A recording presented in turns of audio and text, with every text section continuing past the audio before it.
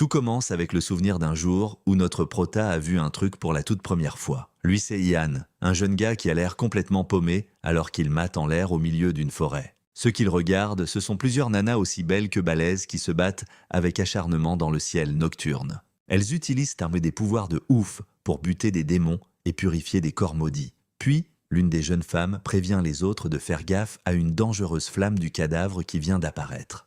Mais pas de bol, l'une des combattantes se fait percuter de plein fouet par ce pouvoir obscur et finit blessée. En voyant ça, sa pote hurle de désespoir le nom de sa grande sœur qui est en train de tomber. Vénère, une des guerrières, fusilleuse du regard le crâne d'énergie maléfique et jure qu'elle ne lui pardonnera pas. Ensuite, la jeune femme s'apprête à attaquer avec un talisman traitant le monstre de démon maudit. Pendant ce temps, notre prota était planqué dans les fourrés, en train de se lamenter d'être juste un mec lambda. Il se plaint qu'il est sur la montagne du dragon uniquement pour filer un coup de main à son frangin afin de trouver un antidote contre un poison.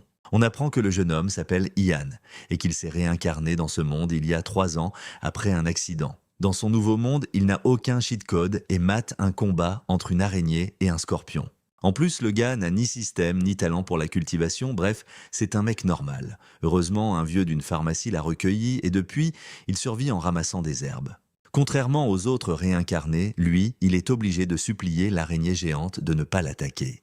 Le prota se met alors à courir comme un dératé, tout en hurlant qu'il mérite le respect en tant que transmigrant. En pleine fuite, une attaque de la créature le propulse super loin avec une force absurde. Là, le gars est au bout de sa vie en réalisant qu'il est en train de dégringoler d'une falaise tout en maudissant sa poisse. Après une longue chute, il se réveille dans un endroit sombre et se demande où il a bien pu atterrir. Le prota se réveille et est choqué de réaliser qu'il a survécu à sa chute de la falaise. Il se retrouve alors pendu la tête en bas dans une position super chelou. C'est là que le jeune homme reconnaît des fleurs rares coincées sur la branche, pile devant lui. Sa tête surprise montre le coup de bol qu'il a eu de trouver ce qu'il cherchait. Avec ses fleurs en main, le gars peut enfin créer l'antidote dont son frangin a besoin. Le sourire aux lèvres, il fait de ça car il va pouvoir neutraliser le poison du cadavre de Shudafu. Mais soudain, une voix féminine mystérieuse l'interpelle, le surprenant totalement. Juste après, la propriétaire de la voix s'approche de son oreille et lui dit qu'il sent bon. Le prota sursaute, hurle et demande qui est cette femme qui est apparue de nulle part sur lui. Avec un sourire, la jeune femme dit qu'il est entré chez elle sans y être invité, mais que sa tête lui revient bien. Ses yeux rouges et son expression révèlent qu'elle n'est pas humaine et qu'elle a des intentions louches. Le gars, tout gêné, la complimente, alors elle lui demande s'il serait prêt à faire un petit quelque chose en plus. À ce moment-là, sa langue fourchue apparaît alors qu'elle s'apprête à lui faire une proposition. Soudain, son corps commence à se transformer d'une manière super bizarre et flippante. Elle se révèle être un monstre horrible et hurle qu'elle va le bouffer sans aucune pitié. Ni une ni deux, Ian la frappe avec sa hache tout en hurlant comme un possédé. La créature est choquée qu'il ait osé l'attaquer et le gars est lui-même surpris d'avoir réussi à la toucher. Vénère, la femme monstre dit que même affaiblie, elle n'est pas le genre d'ennemi qu'un simple mortel peut affronter. Elle fonce alors sur lui pour le bouffer.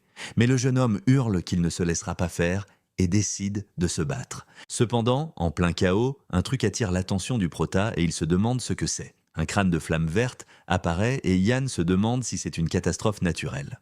Ensuite, une énorme explosion d'énergie jaune frappe la zone et projette le jeune homme au loin. Dans le ciel, une silhouette sombre menace un certain Chuang s'il ne se pointe pas rapidement. L'être mystérieux dit alors que s'il ne sort pas, il rasera toute la forêt de la montagne. À ce moment-là, le monstre qui combat le protagoniste se prend l'explosion d'énergie en pleine face. Ian est également pris dans l'attaque et se lamente, se demandant s'il va encore y passer. La créature reconnaît la flamme du cadavre et se fait complètement désintégrer par sa puissance. Des larmes commencent à couler des yeux de notre héros alors qu'il accepte son destin. Il se plaint alors de sa poisse et dit que l'armée des transmigrants vient de perdre un autre membre. L'alarme du jeune homme tombe et active un système qui détecte le danger et démarre sa base de cultivation. Avec un son de notification, un écran bleu apparaît devant lui avec le mot « Activation ». Le gars est surpris de voir cette interface et ne pige rien à ce qu'il se passe. Il pleure de joie et hurle qu'après 3 ans, son système est enfin apparu. Du portail numérique, une fille aux cheveux roses sort et se présente comme son hôte. Elle dit être l'administratrice du système et que le jeune homme peut l'appeler Nine. Ian reste là, figé et sans voix, pendant que l'admin a l'air un peu gêné. Ensuite, Nine affiche les stats de son maître, révélant qu'il a une cultivation de 999 milliards d'années. Les yeux du prota s'écarquillent, complètement choqué en entendant ce chiffre absurde. Il s'imagine déjà en héros invincible, capable de tout dominer avec sa puissance écrasante. Il demande alors à la fille si avec ce pouvoir, il peut réduire le monde en miettes d'un seul coup de poing. Nin répond qu'il n'a pas l'air intéressé par ses conseils et qu'il devra donc compter sur sa chance.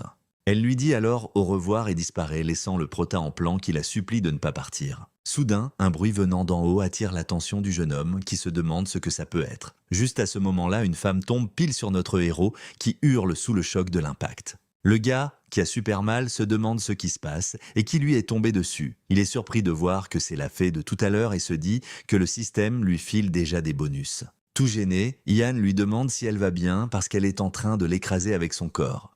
La jeune femme le dévisage alors, surprise qu'il soit immortel, et lui dit qu'il doit lui promettre quelque chose. Le prota devient tout rouge en se disant que les fées ne passent vraiment pas par 4 chemins. Elle sort alors un talisman de téléportation et lui demande d'aller à la cité de Tanu pour livrer un message.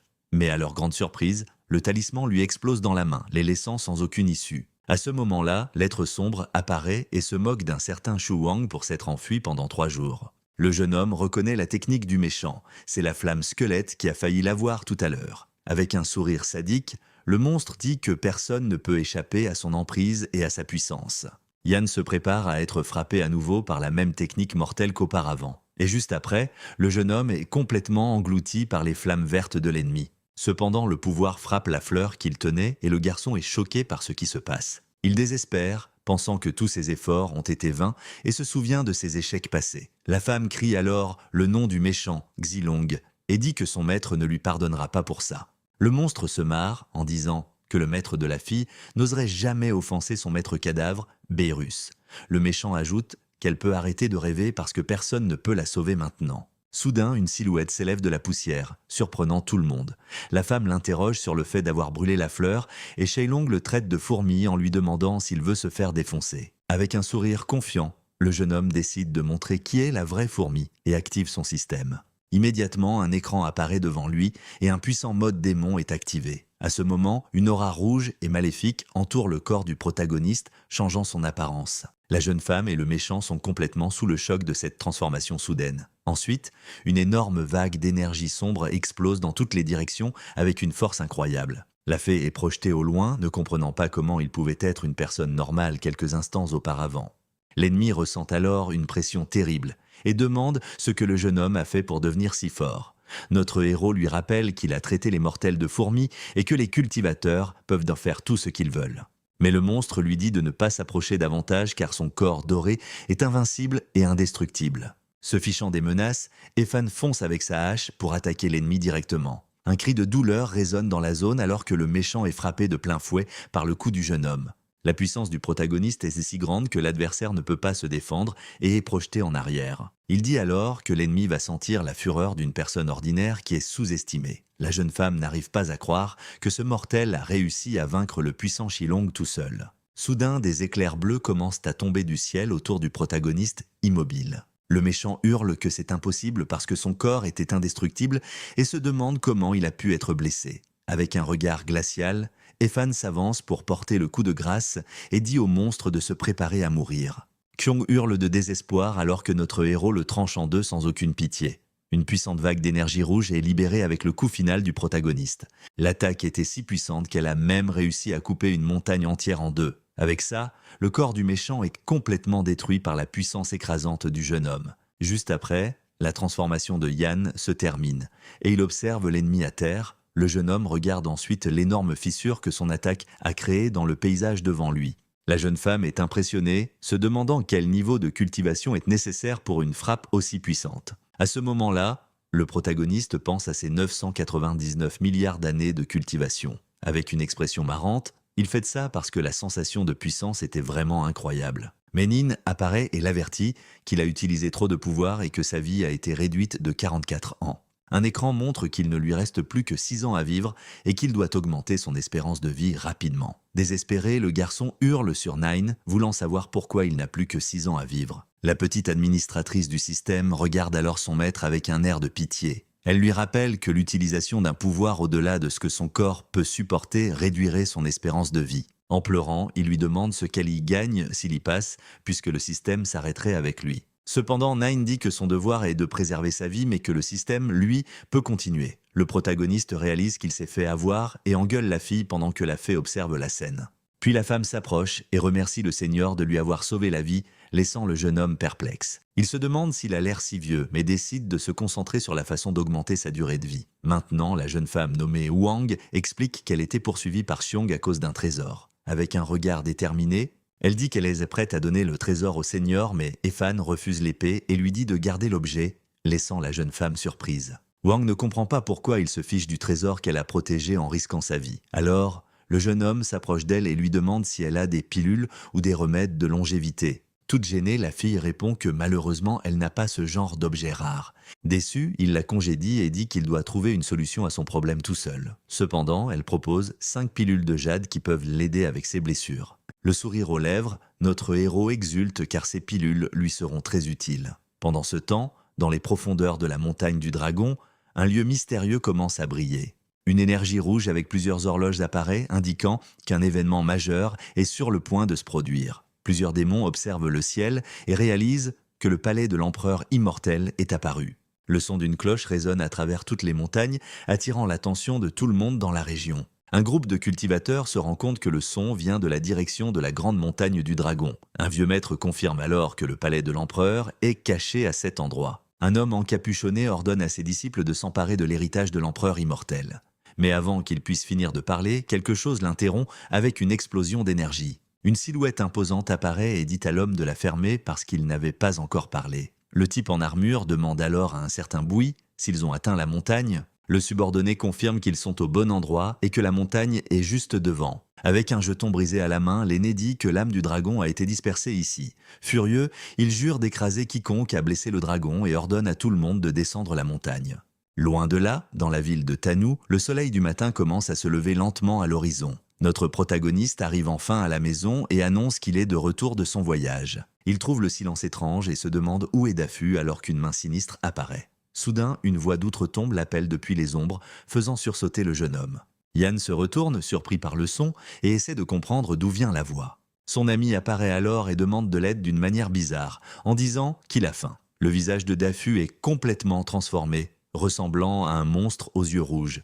La créature se jette sur le protagoniste pour l'attaquer, qui lui hurle de dégager Dardar. À ce moment, le vieil homme de la pharmacie apparaît et envoie une patate monstrueuse au monstre, le sauvant. Avec sa force de dingue, le vieil homme plaque le garçon transformé au sol sans aucune difficulté. Notre héros hallucine en voyant la scène et demande à l'oncle Chou ce qu'il fout là. Le vieil homme l'avertit alors que Dafu est en train de virer zombie et qu'il ne faut surtout pas qu'il le morde. À ce moment-là, le poison cadavérique prend la forme d'une bouche géante pleine de dents, le protagoniste fonce, remède en main, et hurle à son pote de se réveiller pour le prendre. Avec une décharge d'énergie, le jeune homme utilise l'antidote et ordonne au poison de se disperser. Dafo se réveille, un peu paumé, il se souvient s'être fait mordre, et Yon lui dit qu'il l'a sauvé avec la pilule. Tout ému, son ami lui demande si le protagoniste a vraiment utilisé la pilule du crapaud sur lui. Ensuite, Dafu le serre fort dans ses bras et crie que son frérot va se faire un max de thunes maintenant. Notre héros est super gêné et demande à son pote de ne pas se coller à lui à poil, s'il vous plaît. Sur ce, le garçon se fait éjecter au loin par la force du cri du jeune homme qui est saoulé. Soudain, une notification attire l'attention du jeune homme, et il se demande si c'est le système. Un écran bleu affiche les stats de Udafu, révélant que c'est un cultivateur super balèze. Neuf apparaît et explique que c'est une fonction bonus pour scanner les cultivateurs à proximité. Avec un sourire malicieux, elle dit que l'hôte peut désactiver cette fonction s'il le veut, mais Efan trouve que ce pouvoir étouffe et voit les stats de l'oncle Chou qui est du royaume de l'âme naissante. Le jeune homme est sur le cul car il a toujours cru que c'était juste des gens normaux. Maintenant, il sait ce qu'ils cachaient dans leur jeu et dit qu'il va être le roi de la frime. De l'extérieur, quelqu'un annonce que la femme du propriétaire de la pharmacie, Yuazi, est arrivée. On voit des hommes costauds qui portent un palanquin en galérant grave. Ils s'approchent de la pharmacie pendant que les gens du coin regardent la scène curieux. À l'intérieur du palanquin se trouve Madame Rong, une entremetteuse et trafiquante d'êtres humains. Le protagoniste se demande d'où sort cette femme, et Dafu blague sur ses goûts. La femme dit que l'ancien tuteur du jeune homme lui a demandé de lui trouver quelqu'un pour prendre soin de lui. Elle lui montre un nouveau lot de filles, et Dafu, tout excité, demande à être le premier à choisir. Gêné, Yan dit qu'il ne veut pas de meuf car il ne compte ni se marier ni avoir d'enfants. Mais Madame Rong dit qu'elle sait qu'il a des trucs sympas sous son oreiller. Dafo se marre et lui demande ce qu'il cache. Mais le jeune homme nie tout en bloc, mort de honte. À ce moment-là, l'attention de notre héros est attirée par un truc bizarre près de lui. Il baisse les yeux vers ses pieds et se demande ce que c'est que ce truc par terre. Il regarde les jeunes femmes, mais au début, aucune ne semble l'intéresser. Puis, ses yeux se posent sur une fille aux cheveux blonds et il décide que c'est elle. La jeune femme lève la tête et ses yeux verts s'écarquillent de surprise face à cette attention. Déboussolée, la fille ne pige que dalle quand le protagoniste lui tend la main. Yann se présente et l'invite à rester pour l'aider dans sa pharmacie. Timidement, la jeune femme s'agrippe à ses vêtements et murmure son nom.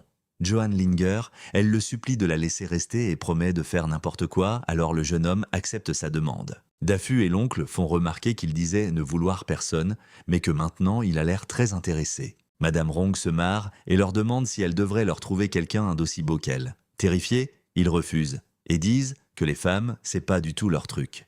Le système révèle que la fille est une élue du ciel et le jeune homme voit qu'il a tiré le gros lot. Au loin, la montagne qui a été coupée en deux se met à briller et des vaisseaux passent en volant. Le maître de Xiong et ses disciples arrivent sur les lieux pour enquêter sur ce qui s'est passé. En colère, le vieil homme ramasse une partie de ce qui reste au sol et en goûte la saveur amère. Ses subordonnés confirment alors que ce sont les cendres de Xiong et qu'il n'y a aucun corps. Le maître utilise une technique secrète de sa lignée pour trouver le responsable de cette mort. Une énergie rouge émane de son corps, se préparant à traquer le coupable. Avec un sourire diabolique, il découvre que la direction pour trouver sa cible est la ville de Tienu. Le méchant se marre et jure que lorsqu'il trouvera le responsable, il lui montrera ce qu'est la vraie terreur. De retour à la pharmacie, notre héros appelle Linger qui semble bien s'adapter. La jeune fille, maintenant toute propre sur elle, offre une tasse de thé à son frère Yei avec un doux sourire aux lèvres. Yann se dit que sans le système, personne ne devinerait que cette jeune femme innocente est une impératrice. Il lui propose alors un livre de cultivation que son maître lui a donné et lui demande de s'entraîner. Surprise, la jeune femme prend le livre et demande si elle peut vraiment essayer d'apprendre la technique. Le jeune homme se vante de s'être entraîné pendant 3 ans et lui dit qu'il peut l'aider si elle a des questions. Mais alors qu'elle lit le livre, elle monte d'un niveau, ce qui choque direct notre protagoniste. Il est sous le choc, se demandant si c'est ça, la différence entre un génie et un naze. Leng lui demande ce qui ne va pas, mais il lui demande 1 minute pour se calmer. Complètement blasé. Pendant ce temps, aux portes de la ville de Tiamu, le temps change et le ciel s'assombrit. Un des gardes pointe vers le haut, effrayé, et demande si les autres voient ça. Dans le ciel, une silhouette sombre et monstrueuse apparaît, terrorisant tous les gardes. Ensuite, une attaque de flammes cadavériques frappe une des créatures qui hurle de douleur. Le monstre est réduit à un squelette en flammes, laissant les soldats terrifiés. Puis, plusieurs bêtes de la secte du cadavre apparaissent et attaquent la ville. Le maître de Xiong observe la destruction et dit qu'il sait que le coupable est là. Avec un regard plein de haine, il jure de détruire la ville pour venger son fils. À la pharmacie, Ethan réalise qu'il va devoir sacrifier encore plus de ses 6 années de vie. Dehors, des esprits quivers attaquent les gens qui crient à l'aide. Les âmes maléfiques capturent les citoyens qui sont trop effrayés pour bouger. Une des créatures ricane, disant que la ville entière deviendra le tombeau de son fils.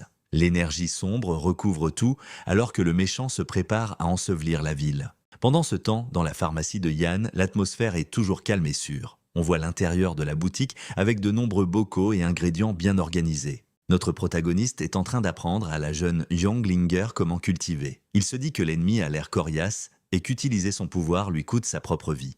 Le jeune homme se souvient du combat précédent et se dit qu'utiliser un autre coup puissant pourrait signer sa fin. La simple pensée de mourir à nouveau le paralyse de terreur, le rendant incapable d'agir. Alors, il décide d'essayer d'infuser sa cultivation dans des parties spécifiques de son corps. Mais en regardant sa main, il est déçu de voir qu'elle n'a presque pas changé. D'un simple toucher, il déchire l'espace et voit l'extérieur de la ville de Tienu. Ensuite, le jeune homme essaie d'infuser du pouvoir dans ses yeux pour voir ce qui se passe. Le mec est bluffé, il peut voir des scènes à des milliers de bornes à la ronde. Plus il utilise sa cultivation, plus sa vision s'étend loin dans le vaste monde qui l'entoure. Sa vision dépasse même le ciel, devenant aussi clair que du cristal. Et là, d'un coup, notre protagoniste se rend compte que son œil divin a aussi une vision à rayon X. Il utilise ce pouvoir sur Linger et commente que sa posture de cultivation est assez osée. Sur ce, il se met à saigner du nez et la meuf lui demande pourquoi il pisse le sang. Le jeune homme la retient et lui demande de ne pas bouger, tandis qu'elle se demande si elle a fait un truc de travers. La jeune femme dit qu'elle sent une puissance chaude monter en elle de manière étrange. Yafan se rend compte qu'en lui infusant sa cultivation, la force de la jeune fille augmente à une vitesse folle. Pendant ce temps, Linger fait des petits bruits et notre prota lui demande de se taire. Aux portes de la ville, c'est le chaos total et les esprits sombres hurlent leur soif de destruction. Les âmes maléfiques continuent leur carnage, semant la terreur sur leur passage. C'est alors que Pang Fai, le chef de la garde, jure de défendre la ville et de réduire ces monstres en cendres. Le capitaine se prépare à utiliser une de ses techniques les plus puissantes de l'océan pour se battre. Il déchaîne alors sa capacité spéciale et une immense flamme de phénix apparaît dans le ciel. Le phénix de feu fonce à pleine puissance et percute de plein fouet l'un des esprits cadavériques. Grâce à son pouvoir, le garde réussit à stopper temporairement l'avancée des créatures des ténèbres. Un autre soldat exulte et dit au chef de défoncer l'enfant fantôme qui vient d'apparaître. Pang Fei se présente alors et demande pourquoi un être aussi puissant attaque la ville. Mais le méchant se moque du garde, le traitant de novice et disant que son audace est une vaste blague. Le capitaine reconnaît l'énéché et lui demande d'attendre le retour du seigneur de la ville. Cependant, l'ennemi lui dit qu'il n'aura pas la chance de revoir un certain Chouyu. À une vitesse absurde, le maître de la secte apparaît devant le garde qui est complètement pris de court. En un instant, le méchant attaque et met le capitaine KO avant même qu'il ait le temps de réagir. Falon, le garde, lui dit que le seigneur de la ville ne lui pardonnera pas cette trahison. L'aîné le traite de moulin à parole et se prépare à lui porter le coup de grâce sans aucune pitié. Après avoir vaincu le capitaine, il annonce qu'il va maintenant raser toute la ville de Tanu.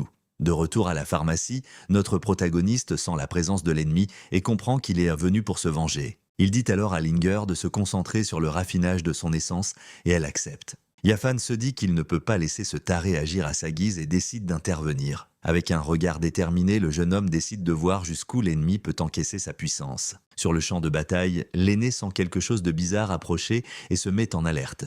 Il sent l'aura surpuissante de la personne qui a vaincu son fils se rapprocher à toute vitesse. Soudain, une main géante surgit du ciel et se dirige droit sur le maître de la secte des ténèbres. Terrifié, l'aîné demande à cet être de s'arrêter et tente de négocier pour éviter le combat. Mais le jeune homme se marre et lui demande s'il est sérieux quand il parle de réconciliation. Efan dit que sa secte ne vaut pas un clou et fait un geste très irrespectueux. Il écrase ensuite le méchant comme un vulgaire insecte sans la moindre difficulté. Le maître de la secte hurle qu'on ne peut pas humilier une divinité tout en se faisant rétamer, mais le salaud n'abandonne pas et décide de se battre avec une technique pour dévorer les morts vivants. Notre héros dit que son attaque ne lui a même pas fait de chatouille et que l'ennemi l'a bien déçu. Avec un air de mépris, il crée une petite sphère d'énergie brillante dans sa main. Ensuite, le protagoniste écrase l'énergie entre ses doigts, libérant une puissance colossale. Il se la pète en disant qu'il est au stade de la divinité et que le méchant n'est rien à côté de lui. Nin apparaît et l'avertit qu'il a utilisé trop de pouvoir et que sa vie a été réduite de 5 ans. Avec un sourire, la petite administratrice l'informe que son maître n'a plus qu'1 an à vivre. Efan hurle de rage car il avait déjà contenu sa puissance et ne pige pas la déduction de 5 ans. Elle lui énumère alors toutes les capacités que le système lui a données, le laissant complètement sous le choc. Nin explique avec un air malicieux que toutes ses fonctions consomment sa vitalité. Le jeune homme la traite de grosse arnaqueuse et dit qu'elle est un vrai marché noir sans scrupules. La fille se met à pleurer et dit qu'elle ne lui prêtera plus attention puisqu'il l'a insultée. Notre héros reste sans voix, se demandant comment elle a réussi à retourner la situation contre lui. Linger lui demande ce qu'il fabriquait et le jeune homme répond qu'il s'est fait avoir par un vampire. Le regard déterminé, il décide qu'il doit trouver un remède de longévité. La scène nous emmène ensuite dans un grand établissement appelé le pavillon Womba. Un homme monte la garde devant l'endroit, attendant apparemment quelque chose. Il concentre son énergie sur un talisman, se préparant à activer une barrière. En poussant un cri, le garde active le pouvoir de l'objet et crée un champ de force tout autour de la zone.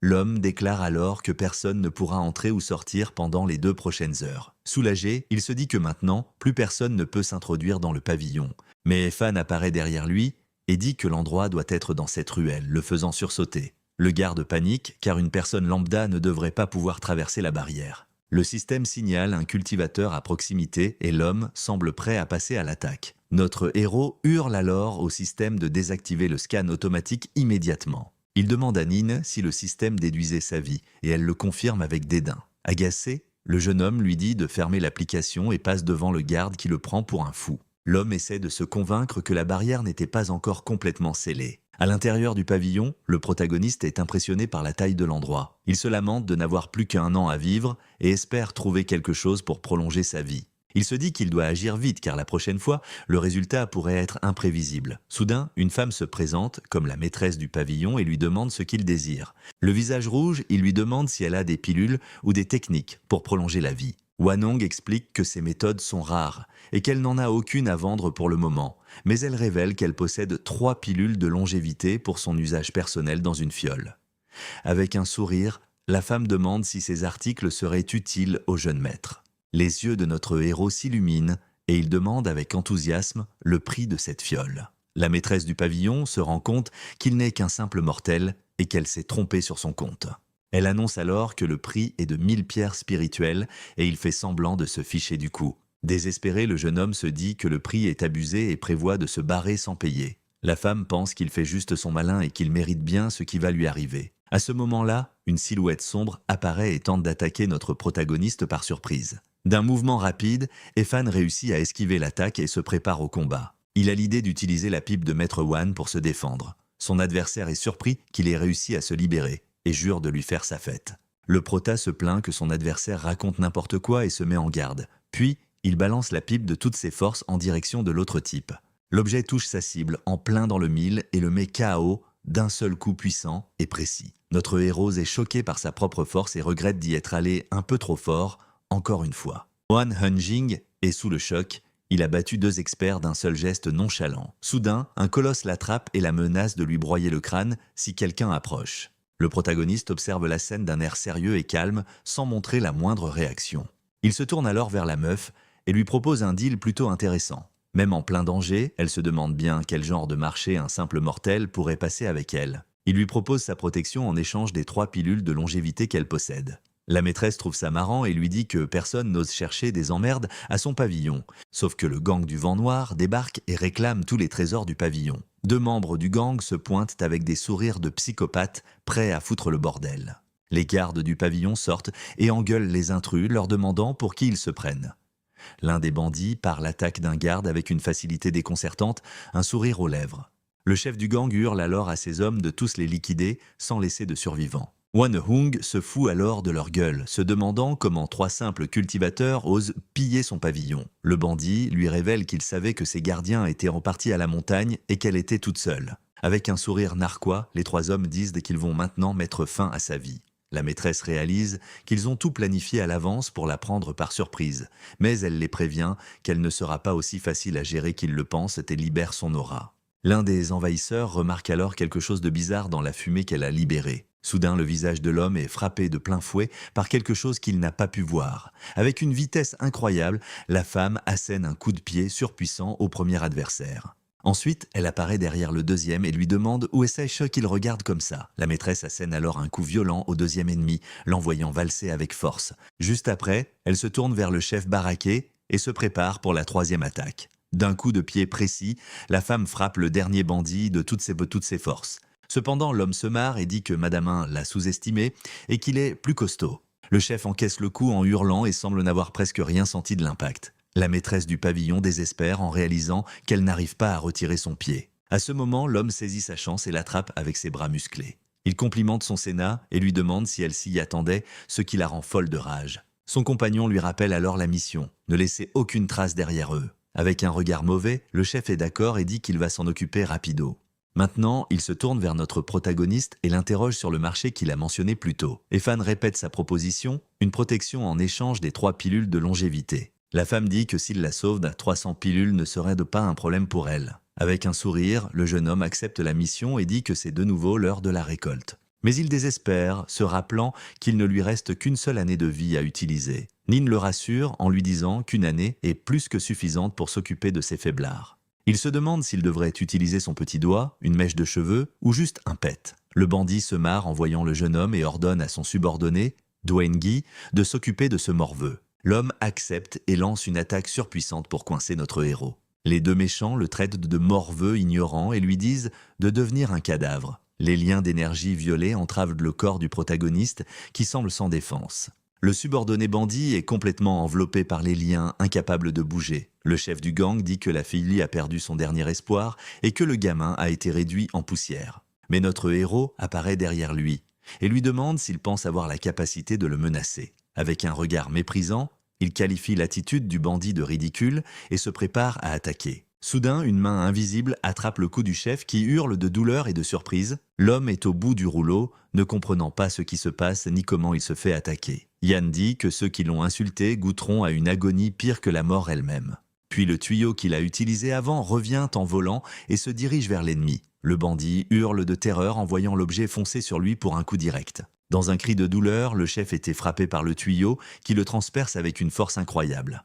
Notre protagoniste récupère l'objet et le rend à la maîtresse du pavillon.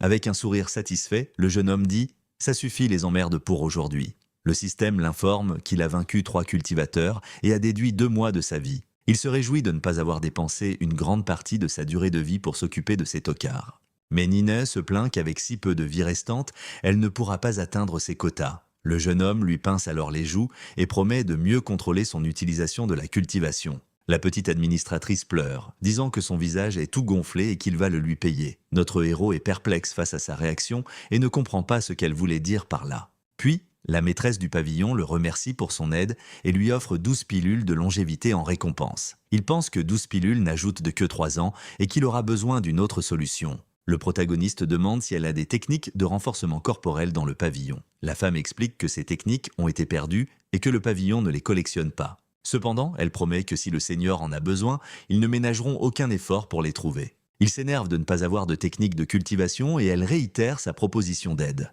À ce moment, une attaque violette frappe le pavillon provoquant une énorme explosion. La maîtresse du pavillon est prise au dépourvu par l'attaque surprise et projetée au loin. Notre protagoniste se retourne, surpris, ne comprenant pas ce qui vient de se passer. Un être monstrueux apparaît et hurle que le garçon a un sacré culot d'être aussi audacieux. Le monstre se présente comme un clone du village du Vent Noir et jure de le lui faire payer. La femme est choquée de réaliser que Shandai a implanté un clone dans le corps de son frère Shanerir. Le protagoniste est abasourdi par la stratégie ennemie et l'attaque surprise qui a suivi. Désespéré, il demande à Nin de combien de jours de sa vie il aura besoin pour vaincre ce méchant. Nin apparaît et plaisante, lui disant de deviner le coup tout en l'avertissant qu'il doit agir vite. Le monstre déchaîne alors une technique surpuissante appelée la flamme de l'apocalypse.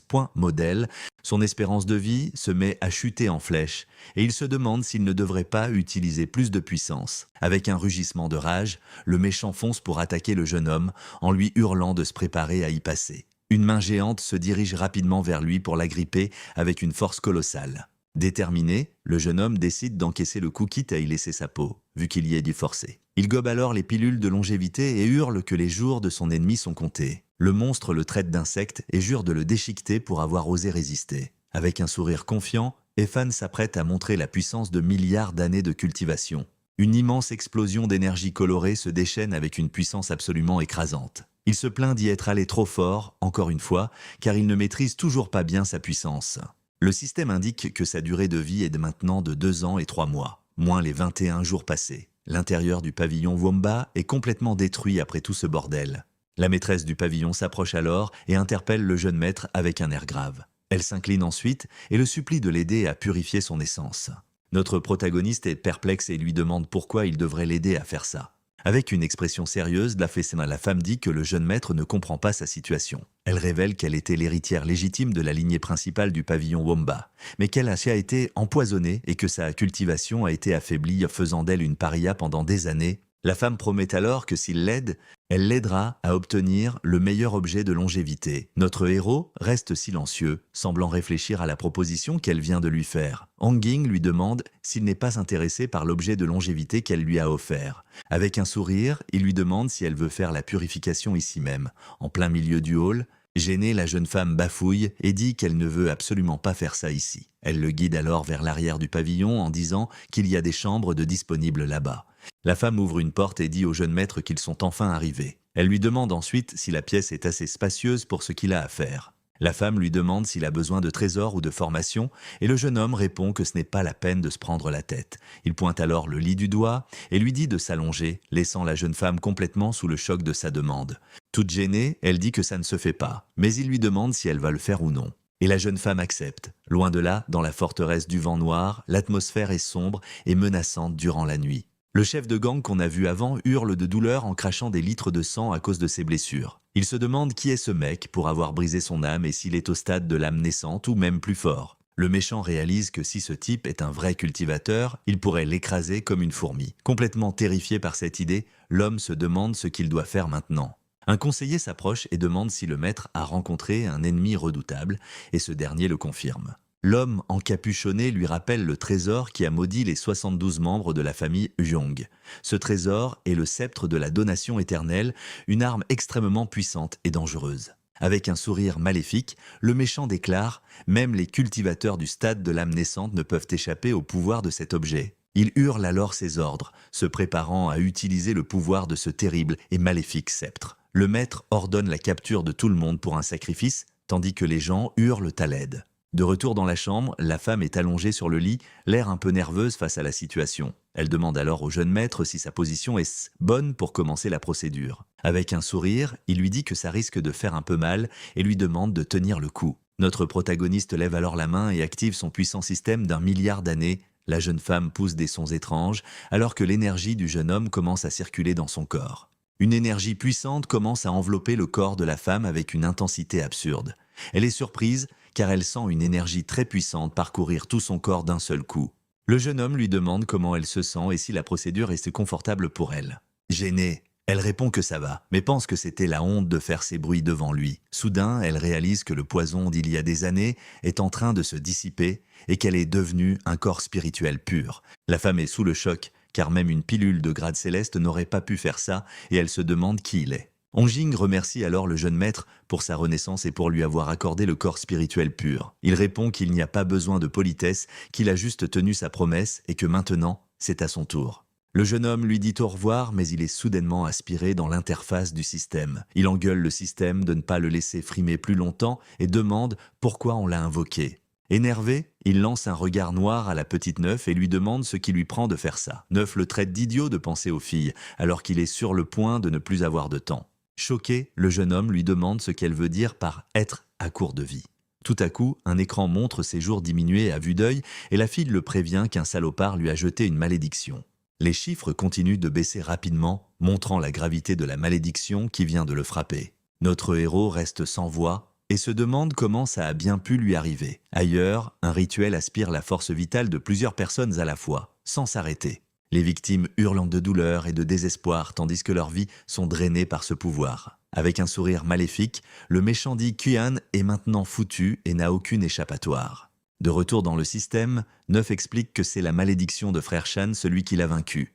Elle continue en disant qu'elle l'a aidé à s'accrocher à la vie, sinon il serait mort sur le coup. Furieuse, l'administratrice dit que l'ennemi a osé voler le destin qu'elle avait sélectionné. Le jeune homme demande combien de temps il lui reste et elle répond que ces 2 ans se sont transformés en une seule semaine. Terrifié, le jeune homme hurle, n'arrivant pas à croire qu'il ne lui reste plus qu'une semaine à vivre. Neuf confirme qu'il va bientôt y passer et lui dit de briser la malédiction parce qu'ils sont dans le même bateau. Sur ce, le protagoniste est éjecté du système dans une grosse explosion d'énergie.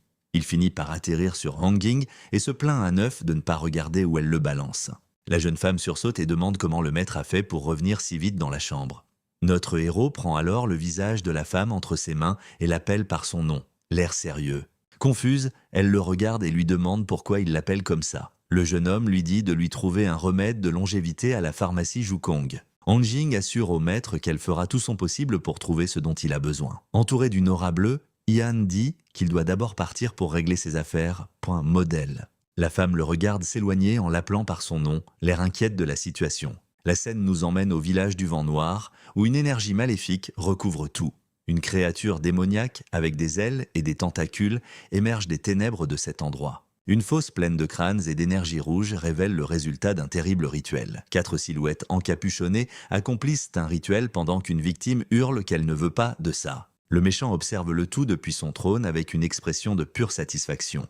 Une femme hurle de désespoir qu'elle ne veut pas mourir alors que sa vie est aspirée par la malédiction. Avec un rire diabolique, le chef du gang célèbre le succès de son plan cruel. Le méchant se vante que son clone a marqué l'âme de l'ennemi et que tout s'est déroulé comme prévu pour lui. Il dit que peu importe si le jeune est un dieu, car la malédiction céleste l'a eu pour de bon. L'ennemi déclare alors qu'une fois touché par cette malédiction, tout ce qu'on peut faire, c'est attendre la fin. Mais soudain, un portail bleu apparaît et le sceptre de la malédiction y est aspiré. D'un geste vif, une main mystérieuse attrape et pulvérise l'arme maudite en 1000 morceaux. Notre héros apparaît alors et dit que l'ennemi a déjà scellé son propre destin avec ses actions. Le méchant est surpris et demande comment il a détecté un objet divin de l'ère de l'empereur.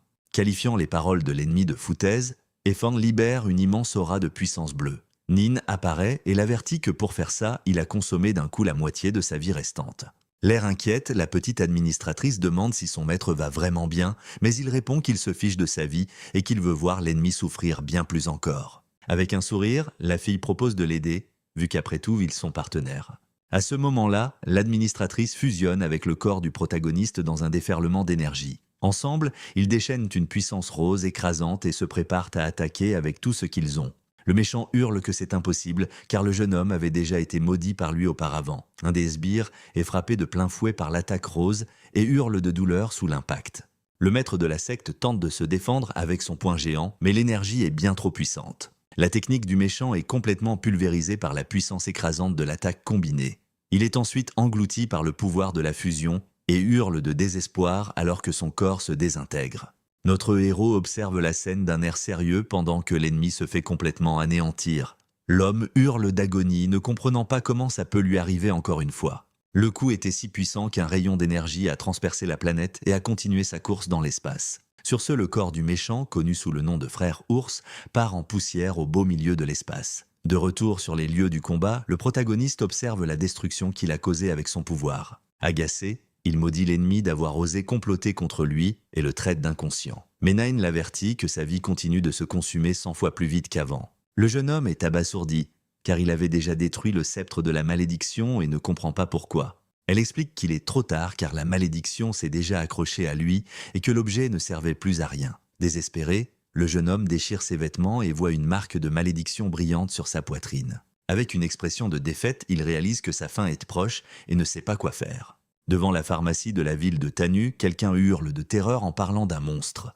On voit des gens courir dans tous les sens en prévenant qu'il y a une créature dans la rue. Puis une créature qui ressemble à un ours rugit, ses yeux rouges brillant dans le noir. Notre protagoniste marche, désespéré en se disant que si les calculs de Nin sont corrects, il panique alors car il ne lui reste que 3 jours à vivre et il ne sait pas comment se sauver. En arrivant à la pharmacie, il annonce qu'il est de retour, mais il aperçoit Linger devant une patte géante.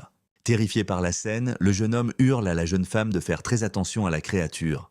Cependant, le monstre est en fait un ours blanc tout doux qui aide la fille à porter du bois de chauffage. La jeune femme caresse alors la tête de l'ours géant qui a l'air de beaucoup l'apprécier. Juste à ce moment, la fille le voit et l'appelle grand frère Yehan. Avec un immense sourire, elle court le serrer dans ses bras et le jeune homme est tout déstabilisé par cette étreinte soudaine. Pendant ce temps, le grand ours blanc les regarde tous les deux d'un air curieux.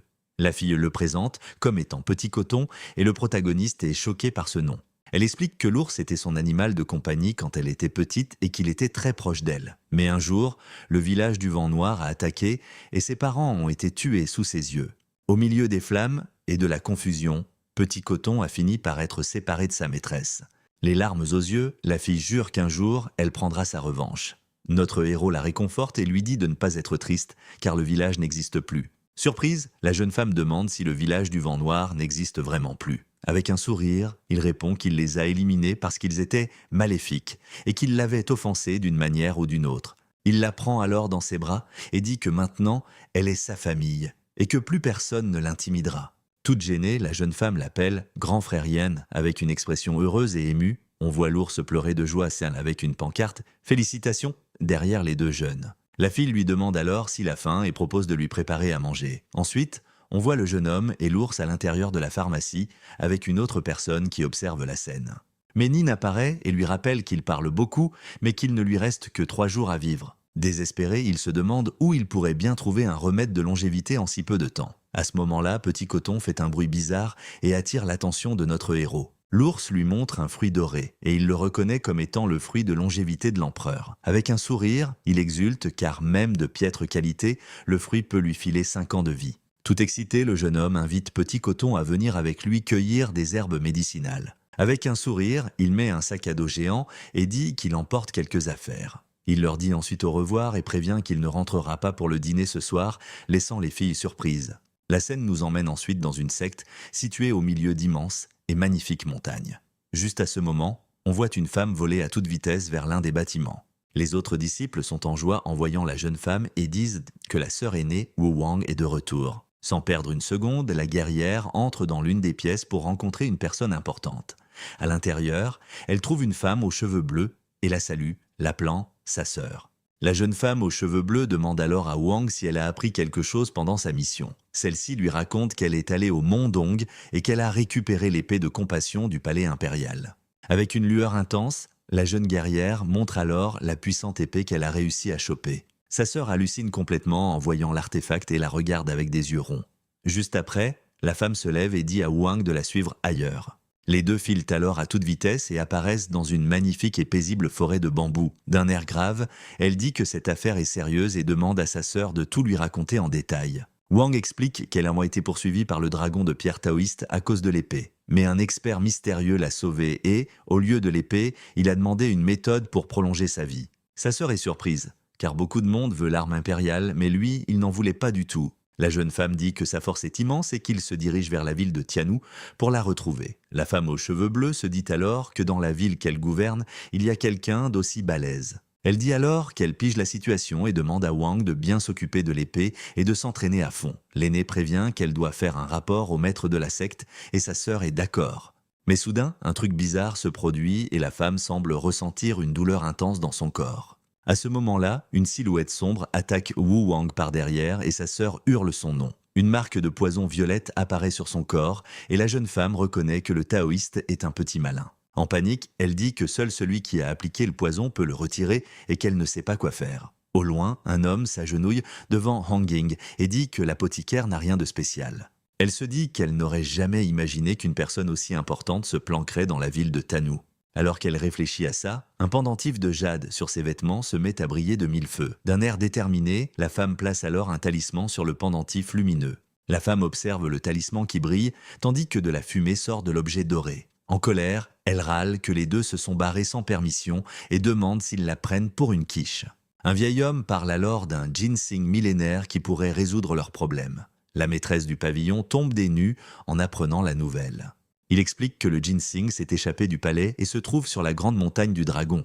Déterminée, elle se dit que c'est l'objet que Maître Hig lui a demandé de trouver. La femme appelle alors Yua et un petit hamster apparaît, entouré d'une montagne de pièces.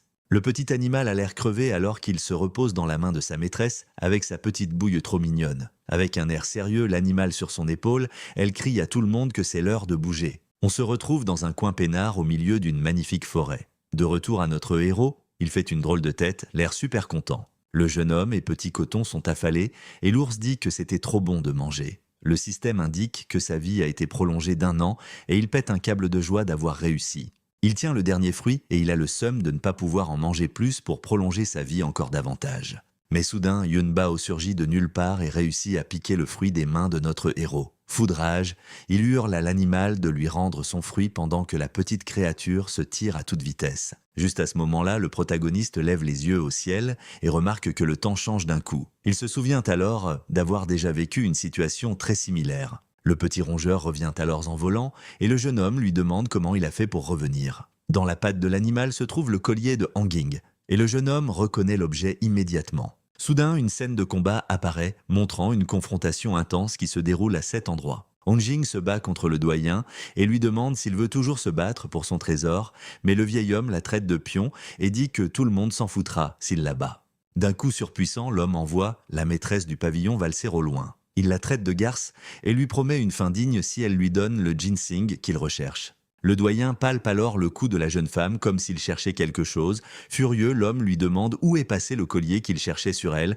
alors qu'elle est blessée. Elle se marre et dit qu'il ne réussira jamais à voler le trésor avec sa force. La traitant de vermine, le vieil homme s'avance avec son épée pour lui porter le coup de grâce. Cependant, une attaque d'énergie rose apparaît et tranche quelques plumes qui volaient. Notre héros lance une puissante attaque d'énergie avec Honging juste derrière lui. Le coup frappe de plein fouet l'attaque du doyen qui essayait d'atteindre la maîtresse du pavillon. Le sourire aux lèvres, Honging crie avec joie le nom du jeune maître qui l'a sauvé. Yayan explique que grâce au petit rat chasseur de trésors, il a pu arriver à temps, mais il devient tout rouge et se dit qu'il vaut mieux ne pas tout lui raconter en détail. La jeune femme lui tend alors le ginseng et dit que c'est l'objet de longévité qu'il cherchait. Avec un sourire confiant, le protagoniste dit qu'avec ça, le problème est réglé. Il prend alors l'objet et dit à la femme de bien regarder le spectacle. Ses yeux brillent d'une lumière intense, révélant sa détermination sans faille. Le jeune homme lance alors le ginseng de toutes ses forces, comme si c'était une lame affûtée. Dans le ciel, un ennemi s'agace de leur insolence face à l'élixir d'or. Onjing l'avertit alors que les deux sont des cultivateurs de l'élixir d'or et de faire gaffe. En souriant, il lui demande si elle veut sa revanche, vu qu'il y a deux adversaires tels à affronter. Mais la femme hésite, car elle n'est qu'au stade avancé de l'établissement des fondations. Il lui dit qu'on s'en fout et lui touche le front avec une énergie dorée éclatante. Surprise, elle sent sa cultivation augmenter d'un coup jusqu'au pic du pouvoir de l'élixir d'or. À ce moment-là, une arme dorée éclatante apparaît dans ses mains, prête au combat. Le doyen hurle aux insectes de crever et fonce sur eux avec une attaque surpuissante. Notre héros et Honging se préparent pour le combat, se tenant dos à dos. Les deux ennemis chargent alors de toute leur force et hurlent qu'ils cherchent la mort. Avec des regards graves et déterminés, les deux se préparent pour la confrontation qui s'annonce. En un éclair, ils apparaissent et lui collent un double coup de poing dans la figure en même temps. Le doyen se plaint que même son propre père ne l'a jamais frappé comme ça et il est complètement sous le choc. Le duo fait alors face à l'autre méchant qui supplie Maître X de ne pas être impulsif. Sous la force du coup, le vieil ennemi est envoyé valser au loin avec un cri de douleur et de surprise. L'adversaire restant les traite de fauteurs de troubles et semble bien vénère de la situation. Il se prépare alors à utiliser sa technique ultime pour en finir avec eux deux d'un seul coup, modèle. Mais soudain, l'homme s'agenouille et hurle désespérément qu'il a eu tort. Il serre la jambe du jeune homme et supplie le boss de lui laisser la vie sauve parce qu'il a une famille. Le protagoniste demande alors si ce vieil homme a toujours été comme ça et s'il devrait le laisser filer. Onjing offre au vieillard une chance de vivre s'il jure de servir fidèlement Maître Yi. Le type accepte la proposition sur le champ et s'incline en signe de respect et de soumission. Il regarde les deux partir et pense que le pavillon changera de proprio à l'avenir. Alors qu'il marche dans la forêt, Hung interpelle le jeune Maître Yi, l'air pensif. Le jeune homme demande ce qui se passe et pourquoi la maîtresse du pavillon a l'air si inquiète. La femme le remercie encore de l'avoir sauvé, mais regrette d'avoir dépendu de lui pour s'affirmer. Les larmes aux yeux, elle avoue qu'elle ne sait pas comment obtenir des infos toute seule. Il la réconforte et dit à la jeune femme de ne pas se sous-estimer car elle est capable de beaucoup. Le visage tout rouge, elle l'appelle par son nom et reste sans voix devant son geste. Mais le système lui rappelle qu'il a oublié un truc super important et l'interrompt. Petite Neuf apparaît alors avec une sale tête et un regard pas amical du tout pour lui. Le jeune homme engueule la fille pour avoir ruiné son moment où il gagnait des points d'affection. Neuf lui lance un regard noir et lui demande s'il veut rester en vie parce qu'il perd son temps avec d'autres choses. Ne piguant absolument rien, il lui demande ce qu'elle voulait dire et la petite administratrice lui lance un regard assassin. Mais la fille se contente de se détourner en disant que ce n'est rien, laissant le jeune homme encore plus paumé. Juste après, elle lui dit au revoir et le jeune homme se fait balancer super loin sans prévenir. Furax, le jeune homme la traite de sale gamine et lui dit de dégager de son manoir. Notre héros tombe alors pile sur Honging, qui l'appelle par son nom, complètement confuse. Gênée, la jeune femme lui demande de descendre d'elle parce que la position est chelou. Mal à l'aise, le jeune homme s'excuse et dit qu'il n'a pas fait exprès de tomber comme ça. Honging se dit qu'elle pourrait bien le kiffer parce que le maître ne la prend pas de haut et qu'il l'a sauvée. Le jeune homme se relève et la femme reste par terre, sans trop capter la situation. La jeune femme se lève alors et dit qu'elle doit y aller en disant au revoir au jeune homme. Elle pense qu'elle ne peut pas aimer quelqu'un d'aussi important, tandis qu'il reste là, tout confus. L'histoire nous emmène ensuite dans la grande et grouillante cité céleste de Marshall. On voit deux hommes qui remercient le seigneur Shu pour son aide dans la reconstruction des murs de la ville. Quelqu'un se demande si c'est le seigneur Shu qui a vaincu le noble, mais un autre pense que non. Le personnage mystérieux pense qu'il ne s'attendait pas à ce que le vieux fantôme de pierre tombe dans le panneau. L'être encapuchonné dit que la ville est devenue un problème pour sa secte et qu'elle doit disparaître. Cependant, quelque chose attire son attention et la silhouette masquée se retourne, surprise. On voit Linger à un étal de poissons en train de demander le prix d'un des produits. L'être mystérieux l'observe et se rend compte qu'elle a un esprit pur et qu'il peut s'en servir. Très contente, la fille rentre chez elle en fredonnant et en tenant son panier avec le poisson. Mais en arrivant, elle trouve un truc bizarre et s'arrête net, l'air perplexe. La jeune femme se souvient avoir fermé la porte avant de partir et ne comprend pas pourquoi elle est ouverte. Morte de peur à l'idée qu'un voleur soit dans la maison, la jeune femme entre très prudemment. Le cœur battant la chamade, elle demande si c'est frère Fan qui est à l'intérieur. Soudain, une ombre apparaît devant elle et la fille hurle de terreur. Mais c'était juste notre héros qui lui dit de se calmer parce que c'est lui et qu'il est de retour. Soulagée, la jeune femme dit qu'elle a eu la peur de sa vie parce qu'elle a cru que c'était un voleur qui était entré. Le jeune homme la serre dans ses bras pour la réconforter et lui demande pourquoi elle a si peur. Avec un sourire malicieux, il dit qu'avec lui dans les parages. Elle n'a pas à avoir peur, son œil se met alors à briller d'une lumière rouge flippante, montrant un changement en lui. En dehors de la ville de Tinou, le faux héros et la fille marchent dans une forêt. Elle lui demande ce qu'il veut lui montrer, car ils se sont beaucoup éloignés de la ville. Avec un sourire, il dit que c'est le fruit spirituel qu'il a caché et lui demande de tenir bon.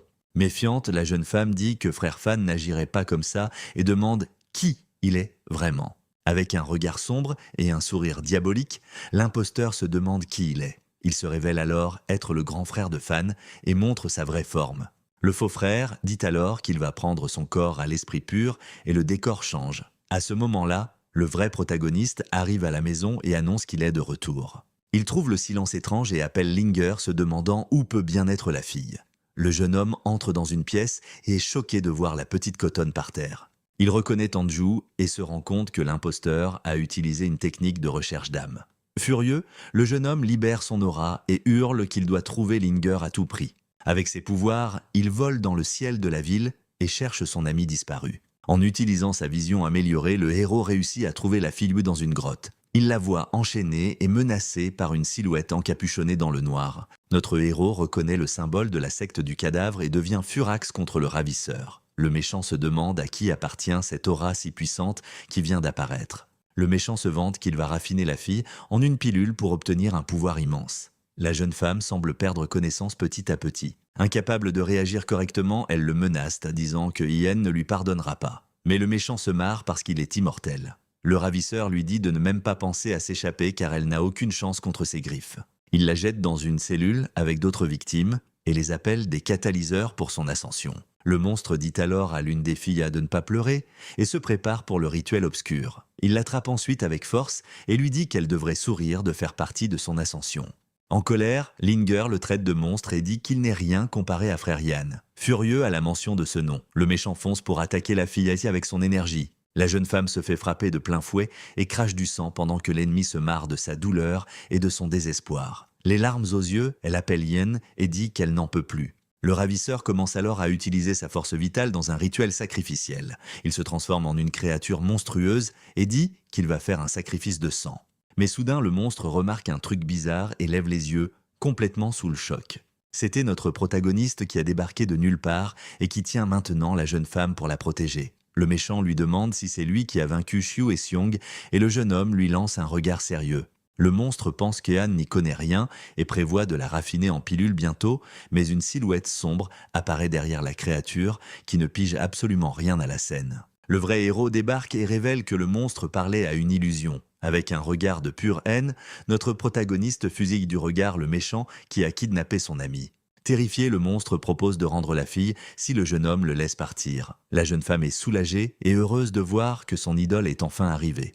Il la réconforte et lui dit que tout va bien car maintenant ils vont rentrer à la maison pour manger du poisson ensemble. Avec un sourire aux lèvres, la fille accepte sa proposition et se sent en sécurité avec lui. Le jeune homme se tourne alors vers le monstre avec une aura bleue et se prépare au combat. Le héros lui ordonne de s'agenouiller et le méchant le supplie de ne pas l'achever, car il y aura des conséquences. Notre héros est furieux qu'il pense pouvoir le menacer juste pour avoir capturé quelqu'un. Une énergie bleue enveloppe le monstre qui se met à hurler, ne sachant pas ce qu'on a fait à son corps. Le méchant crie de douleur alors qu'il est complètement aspiré par ce pouvoir écrasant.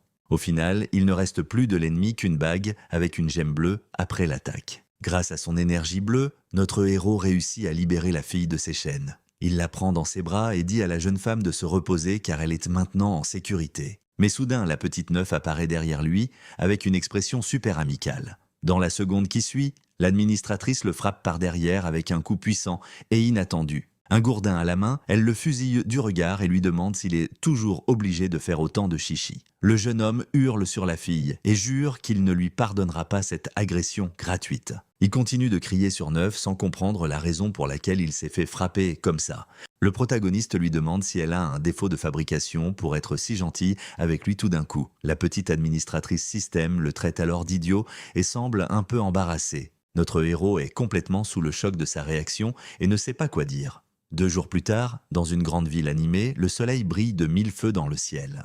Soudain, la porte d'une maison est défoncée par un coup de pied puissant et précis. Un homme en armure apparaît et semble porter quelqu'un dans ses bras. Il dit qu'il ne s'attendait pas à voir frère Yus dans le manoir du Seigneur qui est interdit aux étrangers. Un garde les arrête et se présente comme étant Linli, le chef de la ville, et demande une audience. L'homme en armure explique que c'est ici que logent les médecins et les représentants de la secte. Dans une pièce, on voit plusieurs hommes importants assis qui attendent quelque chose. Notre héros dit que ce n'est pas sa place d'être ici et essaie de partir, mais son ami lui rappelle qu'il a utilisé une herbe pour le ranimer et qu'il ne l'a pas oublié. De plus, il ajoute que Dame Chu est facile à vivre et qu'il n'y a pas de quoi s'inquiéter. Le jeune homme montre un document à son ami et lui demande pourquoi il n'est pas au manoir. Avec un sourire, l'homme répond qu'une situation majeure est survenue et que le Seigneur les a envoyés. Le document est un avis de recrutement pour un médecin capable de guérir la sœur du Seigneur. Tout excité, l'ami dit que le protagoniste est le meilleur médecin qu'il connaisse pour ce boulot. Il continue en disant que si le jeune homme réveille la sœur du Seigneur, son avenir sera assuré. Mais le jeune homme répond que le succès lui importe peu et se demande ce qu'un mortel peut bien faire ici. Cependant, son ami révèle que le Seigneur a offert des techniques secrètes et des élixirs en récompense. En entendant ça, notre héros se met à crier, super excité à l'idée de pouvoir obtenir ces objets. Sans réfléchir une seconde, il saute de joie et appelle Lazy pour qu'ils aillent s'en occuper. Son ami reste bouche bée, comprenant maintenant son changement d'attitude soudain. Dans la salle, tout le monde parle du docteur Lee de la vallée des Centherbes qui est très célèbre. Notre protagoniste observe alors le vieux docteur entrer dans l'une des pièces de l'endroit. Après un moment, l'encens qui brûlait finit par s'éteindre. Le docteur Lee dit alors au revoir à la femme et annonce qu'il s'en va. L'ami de notre héros est stupéfait et lui demande si même lui n'a pas pu guérir la jeune femme. Le vieil homme explique que la maladie est un mélange de poison et de sorcellerie et qu'il ne peut rien y faire. L'assistante de Dame Chu appelle alors le docteur Yi et lui demande d'entrer dans la pièce. Après un signe de tête de la femme, notre protagoniste entre dans la chambre pour voir la patiente. À l'intérieur, il voit Dame Chu et un garçon avec des oreilles de lapin et la trouve familière. Le jeune homme n'arrête pas de se demander pourquoi cette femme lui dit quelque chose. Elle se présente comme la dame de Tanwu et il dit qu'il est un médecin de la ville. Mais le jeune homme a toujours l'impression de l'avoir déjà vu quelque part. Soudain, le garçon aux oreilles de lapin pousse un cri de surprise, attirant l'attention de tout le monde. Il dit alors qu'il admire le jeune homme de rester calme même en leur présence. La femme explique qu'il s'agit de l'Enema, son grand frère, venu l'aider. Elle lui présente ensuite sa sœur, Chu Wuchuang, laissant notre protagoniste sous le choc. Il reconnaît la fée qu'il a sauvée sur la montagne et voit les marques de poison sur elle. Le jeune homme comprend vite que sa maladie est liée à la secte des nécromanciens. La dame de la ville lui demande s'il peut la guérir et il répond qu'il va l'examiner. Sans perdre de temps, il s'approche et commence à examiner les méridiens de la jeune femme. Alors qu'il l'examine, un homme avec un éventail apparaît soudainement à la porte de la chambre. Le nouveau venu entre dans la pièce avec un sourire confiant et un air de noblesse. Le petit aîné se plaint que des fantômes relous sont arrivés pour tout gâcher. L'homme demande comment va Wang et Dame Chu l'interroge sur la raison de sa visite. Maître Jin se place devant eux deux, l'air très préoccupé par l'état de la fille. Le plus âgé explique qu'un motif démoniaque s'est répandu sur le corps de sa sœur. Le noble regarde notre héros et demande qui est le jeune homme près du lit. Elle le présente comme Monsieur Yei, un médecin de la clinique de la ville venu apporter son aide. Jin dit qu'il comprend la recherche d'aide, mais doute qu'un simple mortel puisse la guérir. Notre protagoniste ignore la provocation et reste concentré sur l'analyse de la maladie de la jeune femme. Le jeune homme se rend compte que la mère spirituelle de Wuhan est en train d'être rongée par une énergie étrange. Il soupçonne que c'est l'œuvre de la secte des nécromanciens et réfléchit au coup pour l'aider à guérir. Il se tourne alors vers le noble et lui dit de s'éloigner de Wuhan car ça ne le regarde pas. Yayan demande la permission de la soigner, mais Jin se moque de lui car son niveau de cultivation est bien trop bas. Avec un regard méprisant, le noble lui dit d'arrêter de se ridiculiser et de partir sur le champ. Avec un sourire confiant, le protagoniste le met alors au défi d'essayer de guérir la jeune femme en premier. Maître Jin accepte le défi et dit qu'il a de la chance d'être un minimum lucide. Avec une expression sérieuse, l'homme s'approche du lit pour commencer à examiner la fille. Mais soudain, il se met à avoir des sueurs froides, choqué par ce qu'il vient de découvrir. Une décharge d'énergie le percute de plein fouet et l'envoie valser en arrière dans un cri de surprise et de douleur. Le garçon aux oreilles de lapin et sa sœur hurlent que Wu Wang vient de s'évanouir d'un coup. À ce moment-là, la jeune femme malade crache du sang noir, son état s'aggravant à vue d'œil. C'est la panique générale et tout le monde se demande ce qui arrive à la fille sur le lit. Le noble dit qu'il a seulement sondé sa conscience et ne comprend pas la réaction violente que ça a provoquée. Il lance alors un regard noir à notre héros et se demande si le jeune homme n'est pas en train de s'en mêler d'une manière ou d'une autre.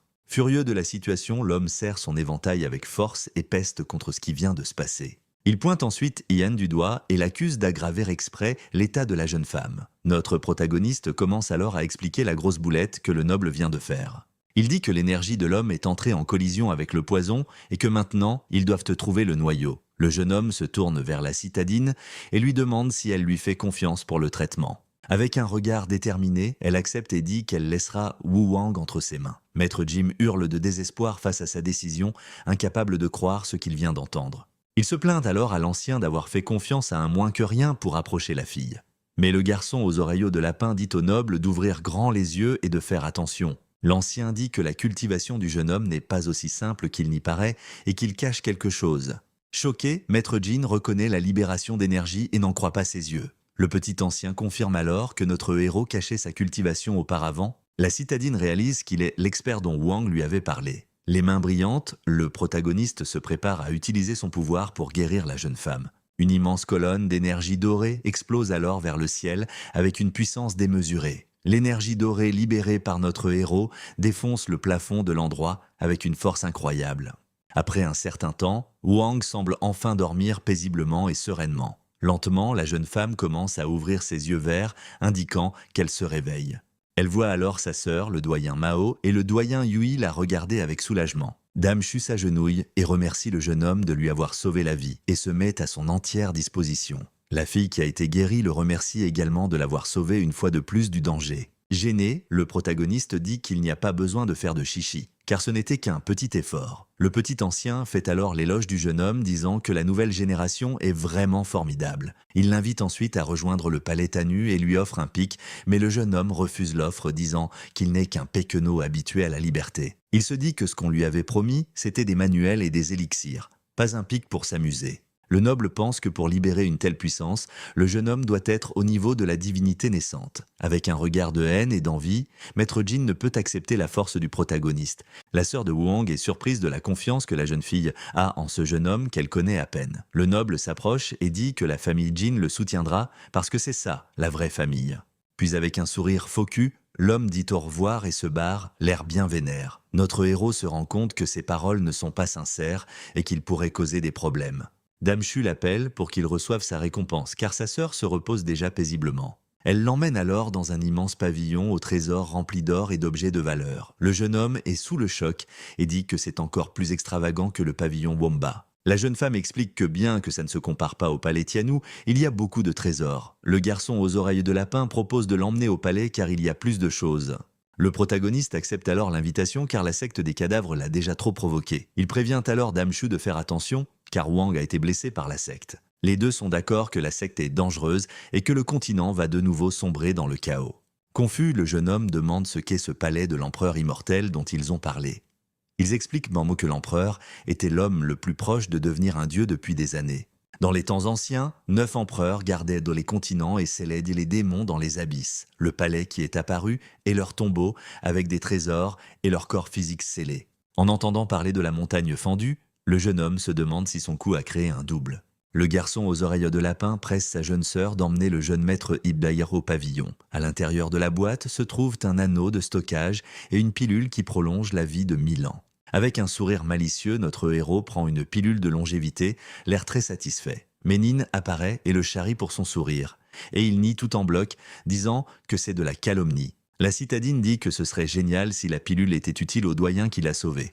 Elle révèle qu'elle a dû tout miser et répandre la nouvelle pour pouvoir le trouver là. La femme lui propose alors de choisir l'un des manuels secrets qu'elle a collectés. Le protagoniste est impressionné par les nombreux livres qui flottent autour de lui. Sans réfléchir une seconde, le jeune homme attrape l'un des manuels et dit qu'il prendra celui-là. Cependant, la jeune femme le prévient que le livre porte sur le raffinement corporel et lui suggère d'en prendre un autre. Le garçon aux oreillots de lapin demande à sa sœur de ne pas s'en mêler car il doit avoir ses raisons. Yann explique qu'avec ses milliards et sa cultivation, il a besoin d'un physique plus solide maintenant. Sur ce, il accepte le cadeau et la femme promet de le prévenir au sujet de la secte des cadavres. À ce moment-là, son ami Lei l'invite à fêter ça avec un bon repas et il accepte. Alors qu'il marche, l'ami se souvient d'un truc et tient une dague violette dans son dos. Soudain, l'homme en armure essaie de frapper le protagoniste avec la dague par derrière. Le visage de l'ami montre qu'il est en sueur et ne semble pas maîtriser la situation, mais le coup frappe Lei lui-même et notre héros lui hurle de faire gaffe à l'attaque. Désespéré, le jeune homme hurle le nom de son ami, ne comprenant pas ce qui vient de se passer. L'homme en armure tombe alors au sol, souffrant le martyre à cause de la blessure qu'il a subie. Le protagoniste crie le surnom de son ami tout en le retenant pour l'empêcher de tomber par terre. Même blessé, le jeune homme dit que ça va, que ce ne sont que des blessures superficielles. Les deux marchent alors ensemble vers un endroit sûr tandis que le soleil brille à l'horizon. Notre héros a un air sérieux et méfiant après l'étrange attaque qui s'est produite. Il regarde alors en arrière en se demandant ce qui a vraiment provoqué cette attaque surprise. La scène nous emmène à l'entrée du grand et imposant manoir Jin qui brille au soleil. Une silhouette encapuchonnée dit qu'Efan n'a pas remarqué l'attaque mais que le commandant à côté de lui, si. Le noble dit à son père que le jeune homme n'est qu'un mortel et qu'il n'y a rien à craindre. Mais le vieil homme déclare qu'avec cet incident, le jeune homme recevra la protection du palais de la Lune. Désespéré, son fils hurle car ils avaient un accord de fiançailles avec la famille Chu. Le patriarche rétorque que la famille Chu n'est plus ce qu'elle était et qu'ils doivent changer leur fusil d'épaule. Le noble comprend mais son père le critique, disant qu'il n'est pas à la hauteur des autres. Avec un regard de pure haine, Maître Jin grince des dents de rage en entendant les paroles de son père. Furax, il balance violemment son éventail sur la table, montrant toute sa frustration du moment. Le jeune homme tourne alors les talons et quitte la pièce sans adresser un mot de plus à son père. Resté seul, le vieil homme fracasse une tasse par terre et maudit l'attitude de son crétin de fils.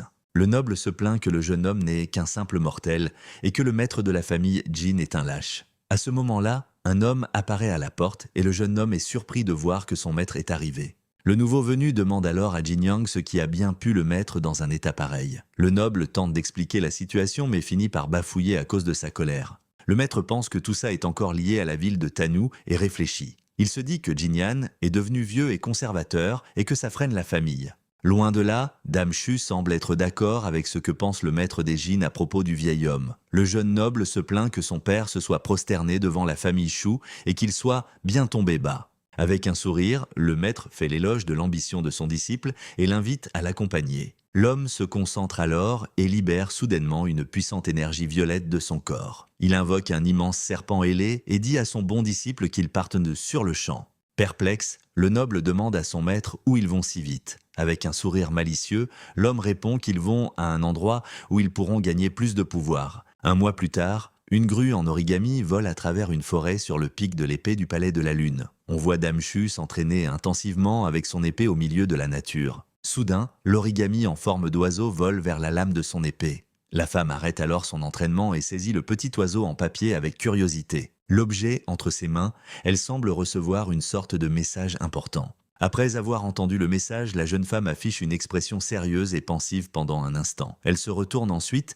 et se met à marcher, semblant avoir une nouvelle destination en tête. De retour à la clinique des fins, le même oiseau en papier vole en direction de notre héros. Le jeune homme et Linger sont surpris de voir l'origami entrer tout seul dans le bureau. La fille explique que frère Yoyo peut communiquer sur de longues distances avec le talisman. Notre protagoniste compare alors l'objet à un téléphone portable et la jeune femme demande ce que c'est. Le protagoniste demande si le talisman est déjà en train de transmettre et la jeune femme confirme que oui. Soudain, l'origami projette un appel de détresse, laissant notre héros complètement sous le choc. Il reconnaît la voix de Dame Chu et au même moment, l'oiseau en papier prend feu dans sa main. Loin de là, le maître du noble dit que maintenant que tous les invités sont réunis, la fête peut commencer. Avec un sourire diabolique, il dit au chef de la famille Jin de montrer son vrai visage. Ailleurs, Dame Chu s'apprête à se battre avec une expression sérieuse. Elle est encerclée par une armée de pantins et réalise que 7 jours se sont déjà écoulés. Fatiguée, la femme se dit que les ennemis semblent infinis, peu importe combien elle en abat. La guerrière continue alors de se battre désespérément contre la horde qui n'arrête pas d'avancer. Maudissant la situation, la jeune femme se retrouve complètement cernée par les pantins effrayants. N'ayant pas d'autre choix, elle utilise sa technique de la lune brillante pour tenter de tous les achever d'un seul coup. Un énorme tourbillon d'énergie bleue détruit plusieurs ennemis avec une puissance immense. Mais à son grand désespoir, les pantins continuent d'avancer comme si de rien n'était. Suite à ça, la femme finit par se faire toucher et crache du sang sous la force du coup. À terre, elle réalise que l'invitation de la famille Jin était en réalité une énorme conspiration. Dans un flashback, elle se souvient du jour où elle a reçu la lettre de la famille Jin pour un banquet. Même si elle n'aime pas les banquets, elle y est allée en raison de la longue amitié avec la famille Chu. Mais en arrivant sur les lieux, la femme a trouvé ça bizarre car il n'y avait personne et tout était vide. Elle prend alors une tasse et se rend compte que l'objet est en fait en papier et non en céramique. Comprenant que c'est un piège, la guerrière se fait piéger par une matrice de téléportation violette. La femme est alors téléportée à un autre endroit et se demande où elle a bien pu atterrir. En arrivant au nouvel endroit, une main de squelette l'attrape par derrière avec une force et une méchanceté incroyables. Choquée par l'attaque surprise, la jeune femme est projetée au loin, incapable de réagir à temps. Suite à ça, elle se retrouve encerclée par les mêmes pantins flippants que lors du combat précédent. De retour dans la ville de Tiamu, on voit une foule rassemblée aux portes de la Grande Muraille. Wang s'approche de notre héros et lui tend une boîte rouge qu'il avait demandée. Avec un sourire, le jeune homme remercie Mademoiselle Shu pour son aide avec l'objet dont il avait besoin. Les deux regardent alors à l'intérieur de la boîte avec une expression curieuse. Notre héros en sort un morceau de vêtement rouge et dit « Le Seigneur a de très bon goût ». Mais Wang se décompose et s'excuse auprès de sa sœur de l'avoir déçu. Avec un sourire confiant, il dit qu'avec ce morceau de vêtement, il sera capable de retrouver Dame Shu. Désespérée, la jeune femme pleure et demande s'il n'y a pas un autre moyen de retrouver sa sœur. Il songe à utiliser sa vision divine, mais cela pourrait nuire au petit administrateur neuf. Il décide donc d'essayer la première méthode pour voir s'il peut la retrouver comme ça.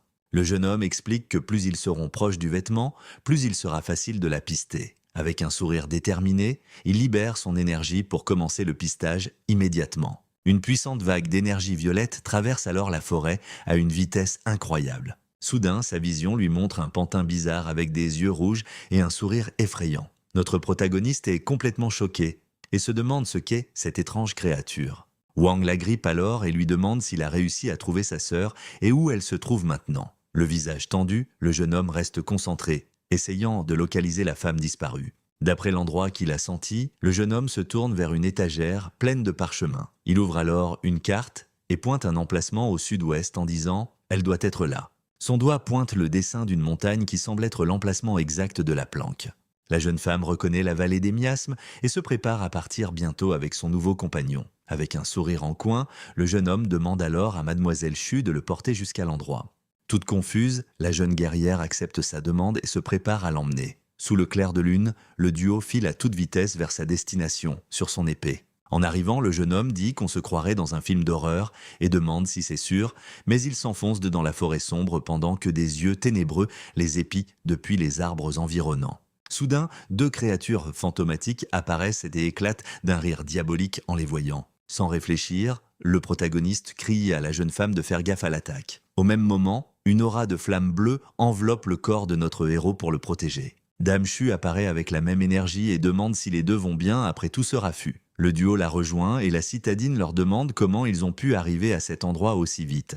Il explique alors qu'il a reçu son signal de détresse grâce à la grue en papier et qu'il était venu l'aider. Mais la femme répond que c'est impossible car elle ne lui a envoyé aucun signal de détresse. Choqués par cette révélation, tous les deux se demandent ce qui est vraiment en train de se passer. Alors, sans une seconde à perdre, les deux sœurs font équipe pour combattre les ennemis qui surgissent. Pendant ce temps, le protagoniste s'agenouille pour examiner l'une des marionnettes à terre. Le protagoniste dit que, s'il ne se trompe pas, ces hommes de papier sont de la famille Jin. La citadine confirme, mais précise, qu'une aura sinistre se dégage aussi d'eux. Notre héros se demande si la famille Jin n'aurait pas rejoint une secte qui leur en voudrait. Soudain, la femme a l'air de se rappeler de quelque chose et elle est complètement sous le choc. Effrayé, le jeune homme se met à crier alors que le combat contre les ennemis fait rage. Wang hurle alors, à leur grand étonnement, que les hommes de papier se relèvent. Les créatures de papier avancent à nouveau en masse, on dirait qu'il y en a une infinité. Au loin, une main tient une sphère de cristal qui montre le trio encerclé par les ennemis. Un individu encapuchonné observe la scène avec un sourire diabolique et satisfait. Dans une pièce sombre, l'être mystérieux annonce à ses alliés que les trois sont enfin arrivés. Une femme accompagnée d'un serpent se moque de Choyu, disant qu'il se laisse retenir par des broutilles. Mais un homme à l'allure démoniaque l'avertit de ne pas baisser sa garde face à eux. Le chef encapuchonné approuve et dit que même s'ils ont l'avantage, ils doivent rester sur leur garde. Un autre homme ajoute qu'avec leur coopération, même la grande dynastie du Soleil ne pourra pas s'en tirer. Maître Jin le remercie pour leur aide et déclare que bientôt, le palais de l'empereur sera à eux. Une femme aux cheveux violets lance alors un regard noir à deux vieillards qui ont l'air d'être du côté des méchants. Avec un sourire, elle les chambre en disant qu'ils n'ont pas l'air très chauds pour coopérer. Vexés, les deux anciens nient en bloc et affirment qu'ils ne servent que le maître de la famille Jin. L'être cornu leur lance alors un regard plein de mépris et de dédain face à leurs paroles. Il leur propose ensuite d'avaler un verre violet pour prouver leur loyauté. Les vieillards s'agacent et déclarent Le maître de la famille et la secte dépassent les bornes. Avec son éventail, le jeune noble dit « Ce que l'ancien reine a dit prend tout son sens maintenant ». Furieux, l'un des anciens hurle à l'autre qu'il doit bouffer le ver sur le champ. Le vieil homme est alors forcé d'avaler cette créature dégoûtante, le visage tordu de douleur. La femme serpent l'avertit que s'il a des pensées rebelles, les vers ne lui feront pas de cadeau. Les autres anciens de la famille Jin regardent la scène avec un air de dégoût et de peur. Le maître des nobles leur dit de se manier car les deux maîtres commencent à perdre patience. Le chef encapuchonné ordonne alors à ses serviteurs et aux anciens de la famille Jin de se rendre dans la vallée. Les deux serviteurs du méchant obéissent à l'ordre et se préparent à partir sur le champ. N'ayant pas le choix, les vieillards de la famille Jin acceptent également l'ordre et s'inclinent devant leur maître. La sphère de cristal sur la table continue de luire tandis que les méchants regardent la situation évoluer. Dans la vallée du miasme, une énorme barrière d'énergie violette commence à se fissurer dans un grand bruit. Ensuite, le champ de force vole en éclats, révélant le ciel nocturne au-dessus d'eux. Notre protagoniste lève la tête sous le choc et pousse un cri de surprise en voyant la barrière se briser d'un coup. Soudain, plusieurs squelettes aux auras violettes apparaissent et le jeune homme crie à tout le monde de faire gaffe. Une voix déclare alors que le maître du palais de la lune n'a rien d'exceptionnel et que l'ancien s'est planté. Surpris, le jeune homme et la citadine lèvent la tête et hurlent, demandant « Qui est là ?» Les membres de la secte des cadavres et de la famille Jin apparaissent, au grand étonnement de notre héros et des jeunes femmes. La femme de la secte dit qu'ils n'ont même pas besoin de lever le petit doigt, car ce groupe peut s'occuper d'eux. Avec un sourire mauvais, elle ajoute que bientôt, ils seront tous ses marionnettes et ses joujoux pour l'éternité. Mais soudain, l'attaque frappe la méchante en plein dans le mille, la prenant complètement au dépourvu. Le protagoniste la pointe alors du doigt et lui lance quelques mots d'un air sérieux et intimidant. Entouré d'une aura de feu, il lui dit de réfléchir à une manière plus amusante de le rencontrer. Fin de la partie. Ses yeux brillent intensément alors qu'il la foudroie du regard et lui demande s'il n'a pas raison. Dame Chu est sous le choc et pense qu'il est encore plus balèze que ce qu'elle avait imaginé. Les méchants sont abasourdis et demandent qui il est et comment c'est possible. Yan dit alors aux deux sœurs de s'occuper des soldats squelettes pendant qu'il se bat. Les jeunes femmes acceptent et le jeune homme fonce en avant, disant qu'il va s'occuper des ennemis les plus balèzes. Il ramasse alors une simple branche par terre et annonce qu'il n'aura pas besoin de 3 mouvements. Avec la branche en main, le jeune homme pointe les méchants et dit qu'il va les régler en un seul coup. L'être cornu traite alors notre héros de sale gosse et fonce pour l'attaquer de toutes ses forces. Les 3 ennemis fondent du ciel en hurlant et s'apprêtent à lui porter le coup de grâce. Avec une expression calme et concentrée, le protagoniste se prépare pour la confrontation imminente. En un instant, il esquive et contre-attaque les 2 anciens à une vitesse incroyable. Le démon charge ensuite avec son épée, mais le jeune homme n'a pas l'air impressionné pour un sou. Yan bloque le coup avec la branche et le méchant est sous le choc d'être stoppé net. L'épée de l'ennemi vole en éclats et l'un des anciens se prend un fragment en pleine poire.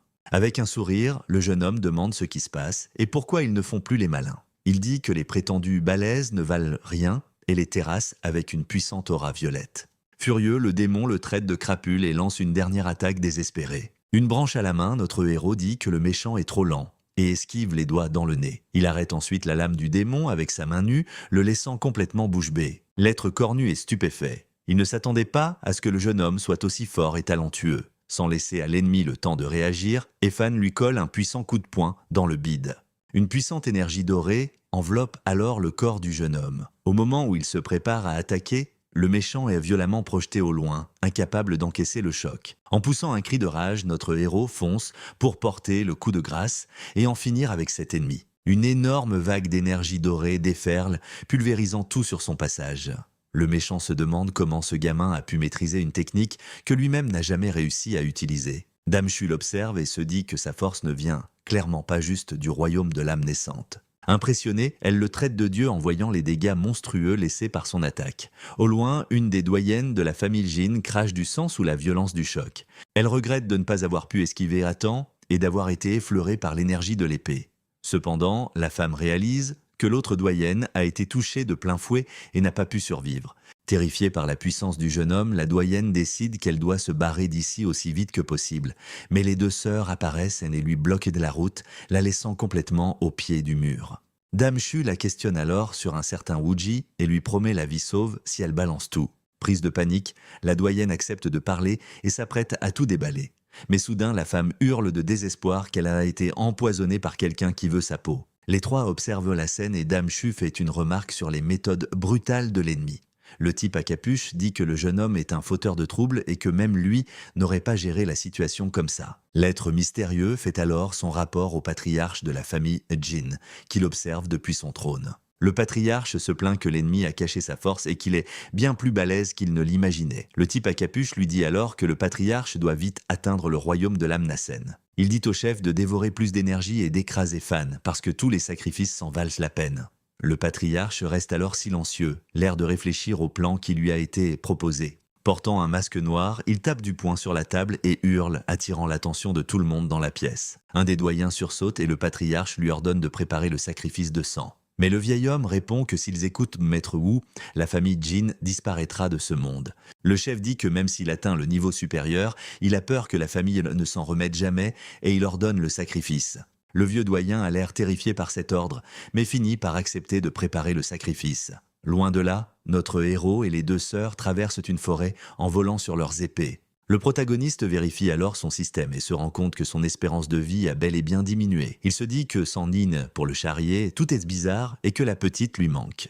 Terrifié par cette idée, le jeune homme se demande pourquoi il pense à ça et s'il est devenu maso. À ce moment-là, Wang lui demande si ça va. Mais le jeune homme fait comme si de rien n'était en disant que ce n'est rien. La demoiselle pense que malgré sa force, le jeune homme n'a pas cette arrogance agaçante. Elle commence alors à se dire que ce serait bien si sa sœur pouvait finir avec le jeune homme. Avec un sourire, notre héros se retourne et remercie Dame Chu de l'avoir sauvé plus tôt. La jeune femme le regarde, l'air un peu gênée par ses remerciements. Elle dit alors qu'elle remercie aussi Doyen Ye de l'avoir aidé à plusieurs reprises.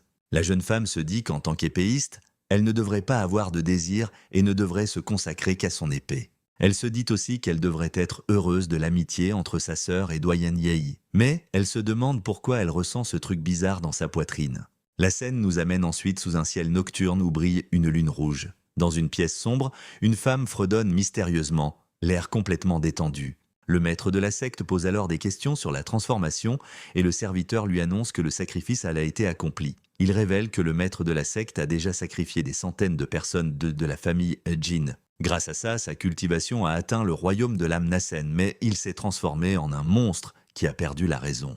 La femme pense que c'est mieux comme ça qu'il soit une bête et le maître dit que le plan n'a pas été vain. Le chef se moque de Jin Yang pour avoir trahi sa famille et que le plan a si bien marché grâce à lui. Avec un sourire diabolique, il se dit que la domination de toute la région de Hezo est à portée de main. De retour à notre héros et aux jeunes femmes, ils arrivent dans une vallée rouge remplie d'ossements. L'endroit est flippant, avec des côtes et des crânes géants éparpillés partout sur le sol. Wong se pince le nez de dégoût, elle ne s'attendait pas à ce que la secte des cadavres soit installée ici. Le jeune homme dit que ce n'est pas étonnant que la secte soit remplie de tarés, vu que vivre ici doit te rendre malade. Soudain, Dame Chu se fait surprendre par des tentacules rouges qui sortent du sol. Morte de peur, la jeune femme hurle et prévient notre héros et Wu Wang de faire gaffe à l'embuscade. Ils aperçoivent alors un corps et la jeune femme se demande si c'est le chef des doyens de la famille Jin.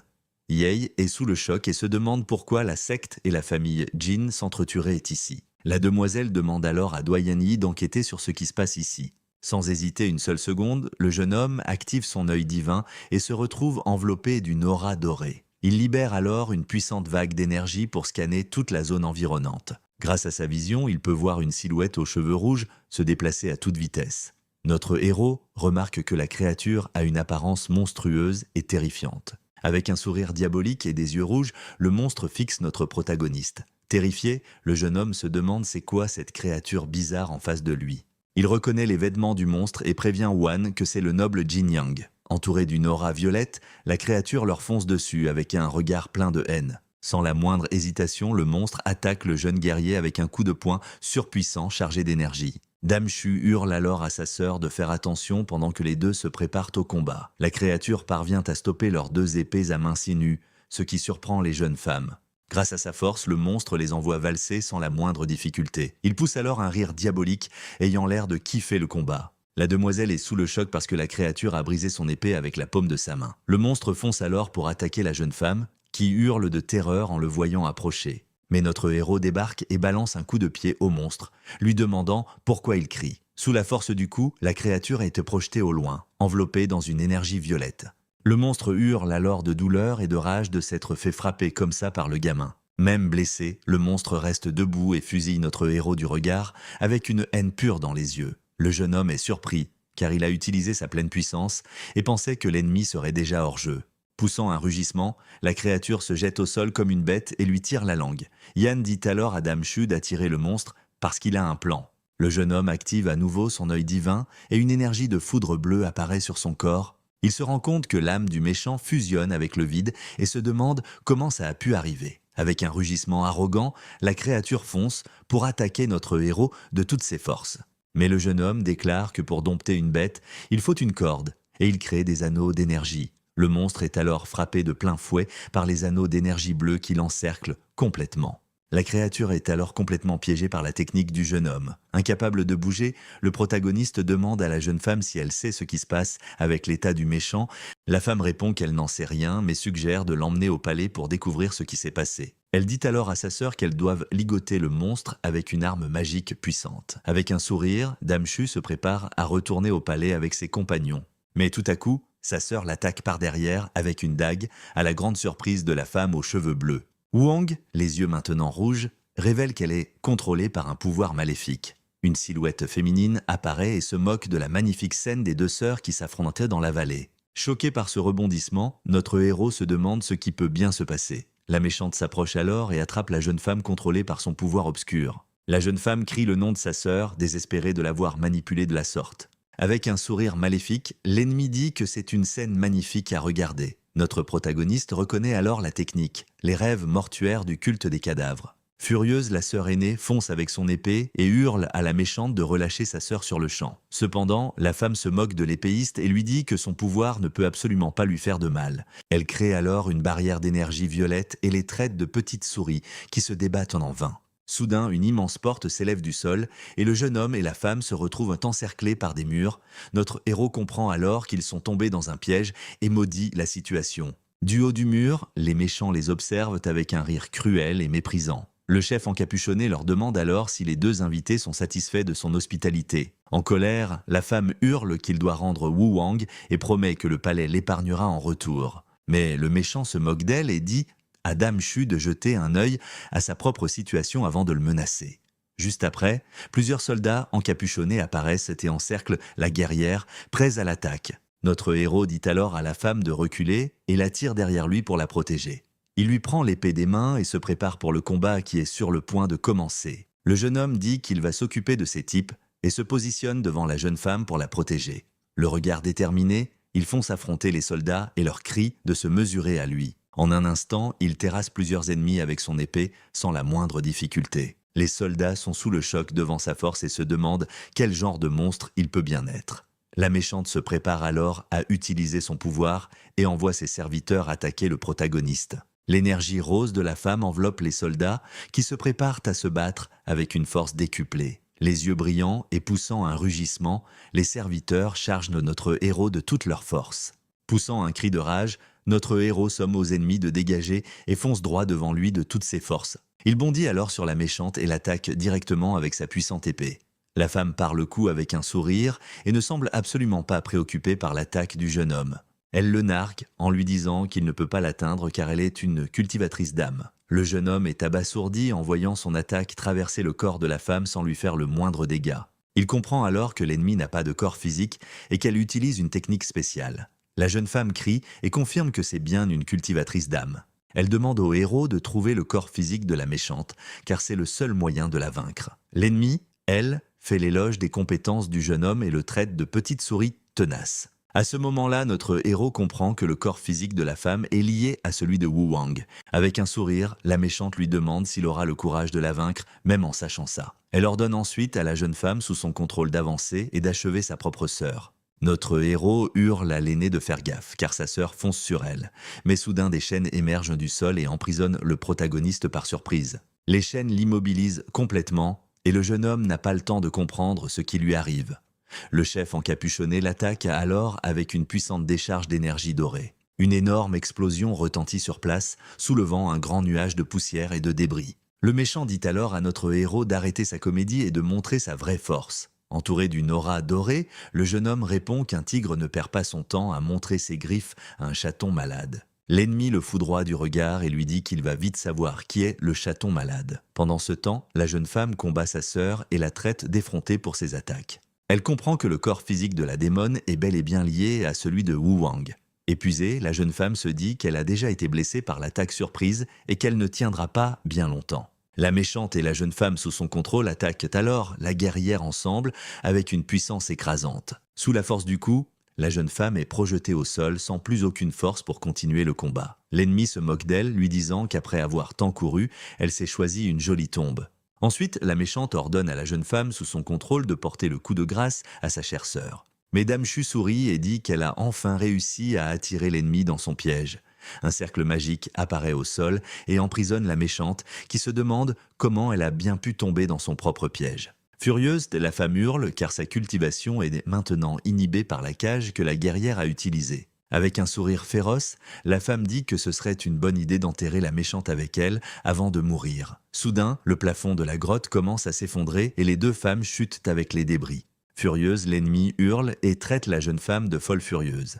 La guerrière fonce alors avec son épée et déclare qu'il est temps de libérer sa sœur de cette emprise. Sans la moindre hésitation, la jeune femme porte un coup direct à la méchante qui était liée au corps de sa sœur. Sous la violence de l'attaque, l'ennemi crache du sang, gravement blessée par le coup. Bien que blessée elle-même, Dame Chu sourit, visiblement satisfaite de l'issue du combat. Sur ce, les trois continuent de chuter au milieu des débris de l'endroit détruit. Notre protagoniste entend le bruit assourdissant et se demande d'où vient tout ce boucan. Juste à ce moment-là, le méchant à capuche saisit sa chance et attaque le jeune homme distrait. L'ennemi le nargue d'avoir été distrait et dit « Maintenant, il ne reste plus que deux à se battre ». Le jeune homme se retrouve alors encerclé par plusieurs clones et doit tous les affronter en même temps. Il réalise qu'il sera désavantagé et décide d'utiliser son système pour renverser la situation, mais le jeune homme est surpris de voir qu'il a soudainement perdu une grande partie de sa durée de vie et ne comprend pas pourquoi. Fou de rage, il se plaint d'avoir travaillé dur pour sauver sa peau et que le système le rend complètement dingue.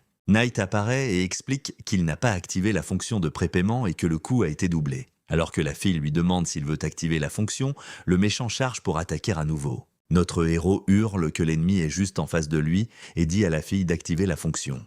Avec une énorme explosion d'énergie violette, il crie le nom de Nin et jure qu'il ne lui pardonnera pas. Le jeune homme foudroie Leoskino alors l'ennemi du regard et dit qu'il est aussi chiant qu'une mouche. Avec un air déterminé, notre protagoniste dit qu'il est temps de mettre un terme à tout ça. Sans perdre de temps, il active l'une des fonctions sur l'écran de son système pour devenir plus fort. Entouré d'une aura dorée, il dit que peu de gens peuvent encaisser son coup et que le méchant en fait partie. Avec un sourire confiant, le jeune homme le met au défi de voir s'il peut encaisser son coup de poing. L'ennemi le traite de sale morveux arrogant et charge avec un coup de poing d'énergie violette. Les deux coups s'entrechoquent et une énorme vague d'énergie explose dans toutes les directions. Sous la force de l'impact, le méchant est projeté en arrière, incapable de se défendre contre une telle puissance. Notre héros demande alors à l'ennemi si ça va après avoir encaissé le coup. Il fonce ensuite et lui envoie un autre coup de poing surpuissant sans que le méchant ne puisse réagir. L'ennemi se met alors à tousser de douleur, semblant être gravement blessé par les attaques du jeune homme. Notre héros saute alors au sol, là où l'ennemi est tombé sous l'impact du coup. Il met le pied sur le méchant et lui demande ce que ça fait de se prendre un coup de poing, mais l'homme se met à rire. L'ennemi dit qu'en 1000 ans, il n'a vu des yeux comme ceux du jeune homme que 2 fois dans sa vie. Avec un sourire, il révèle qu'une personne est le jeune homme et que l'autre est l'empereur immortel. Choqué par cette révélation, le protagoniste exige que le méchant lui explique ce qui se passe. Mais l'ennemi l'attaque avec une énergie violette et le jeune homme se défend avec son épée. Le méchant se prépare alors à utiliser l'une de ses techniques avec un sourire diabolique. Il attrape l'un de ses serviteurs et commence à aspirer sa force vitale, tandis que l'homme hurle. Sans la moindre pitié, l'ennemi continue de drainer la vie de son propre subordonné. Suite à cela, le corps du serviteur se transforme en squelette et se dissout en cendres dans les airs. Le méchant dit qu'il se sent beaucoup mieux maintenant et notre héros le foudroie du regard, dégoûté. L'ennemi demande pourquoi le jeune homme a ce regard et dit qu'ils sont pareils tous les deux. Confus par les paroles du méchant, le jeune homme lui demande ce qu'il veut dire par là. Sans répondre, l'homme à capuche charge pour attaquer le protagoniste une fois de plus. Au loin, la jeune Wang aide sa sœur à grimper une falaise pour se mettre en sécurité. Avec un sourire soulagé, la jeune fille dit que sa sœur a enfin réussi à se réveiller. L'aînée explique que sa conscience est revenue et qu'elle s'est sauvée avec son épée. Les deux regardent alors en bas et se demandent ce qui se passe dans le combat. Soudain, la jeune femme pointe du doigt et dit « Le méchant n'est pas mort et il s'envole en une nuée de papillons ». La sœur aînée réalise que l'ennemi se dirige vers notre héros. Incapable de l'aider, elle dit que tout ce qu'elles peuvent faire maintenant, c'est espérer que le maître de la SEC arrive. Un talisman à la main, la femme prie pour qu'Efan aille bien et soit en sécurité. Notre protagoniste déchaîne alors une puissante attaque d'énergie bleue contre le méchant. Même blessé, l'ennemi parvient à encaisser le coup et fusille le jeune homme d'un regard haineux. Le jeune homme le nargue et lui demande ce qui ne va pas et pourquoi il ne continue pas à se battre. Le méchant loue le talent du jeune homme et dit qu'il est le même homme qu'il y a 1000 ans. La scène nous montre alors une silhouette imposante aux cheveux bleus qui semble être un empereur. L'ennemi se lamente alors de ne pas avoir fait le moindre progrès au cours des 1000 dernières années de sa vie.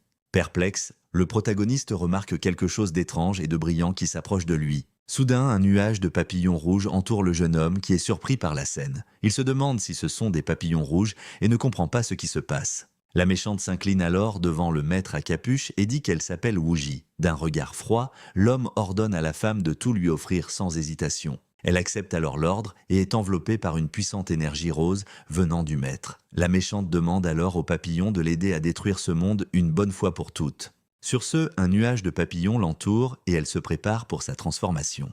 L'ennemi se transforme alors en une créature monstrueuse et ailée pour le combat. Notre protagoniste est terrifié et se demande si le boss a une deuxième phase de puissance. Nin apparaît alors et se moque du jeune homme parce qu'il transpire autant devant l'ennemi. Désespéré, le jeune homme la prend dans ses bras et demande à la petite administratrice de l'aider dans le combat, mais elle dit qu'elle ne peut pas l'aider car l'ennemi ne s'est pas encore complètement transformé. La fille l'avertit de le vaincre rapidement et il lui demande de lui donner des buffs.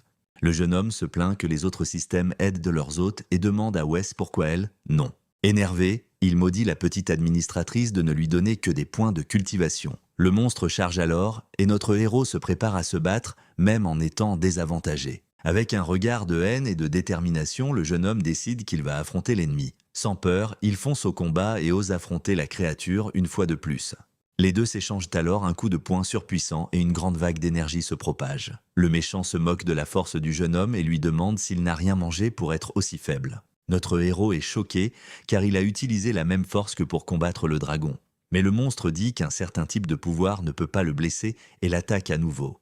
Sous la force du coup, le jeune homme est projeté au loin et roule sur le sol à cause de l'impact. Il est ensuite projeté de toutes ses forces contre une paroi rocheuse et reste étendu là. Déçu, le jeune homme se lamente et dit qu'il semble que c'est tout ce qu'il peut faire. Même blessé, il se relève et dit qu'il ne veut pas trop se plaindre et se prépare à se battre. Avec un regard sérieux, les deux se font face de près, prêts pour la prochaine attaque.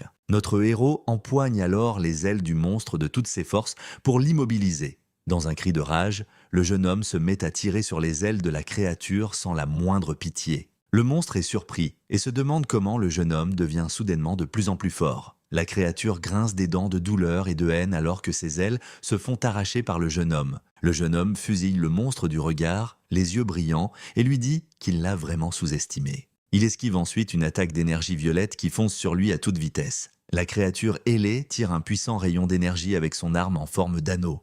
Notre héros est touché de plein fouet par le coup et est projeté au loin avec une force absurde. L'attaque d'énergie violette l'engloutit complètement, créant une énorme explosion sur place, mais le jeune homme réapparaît au-dessus de l'ennemi et lui assène un coup puissant à la tête. D'un air sérieux, il demande à la créature à terre si elle a de dernières paroles.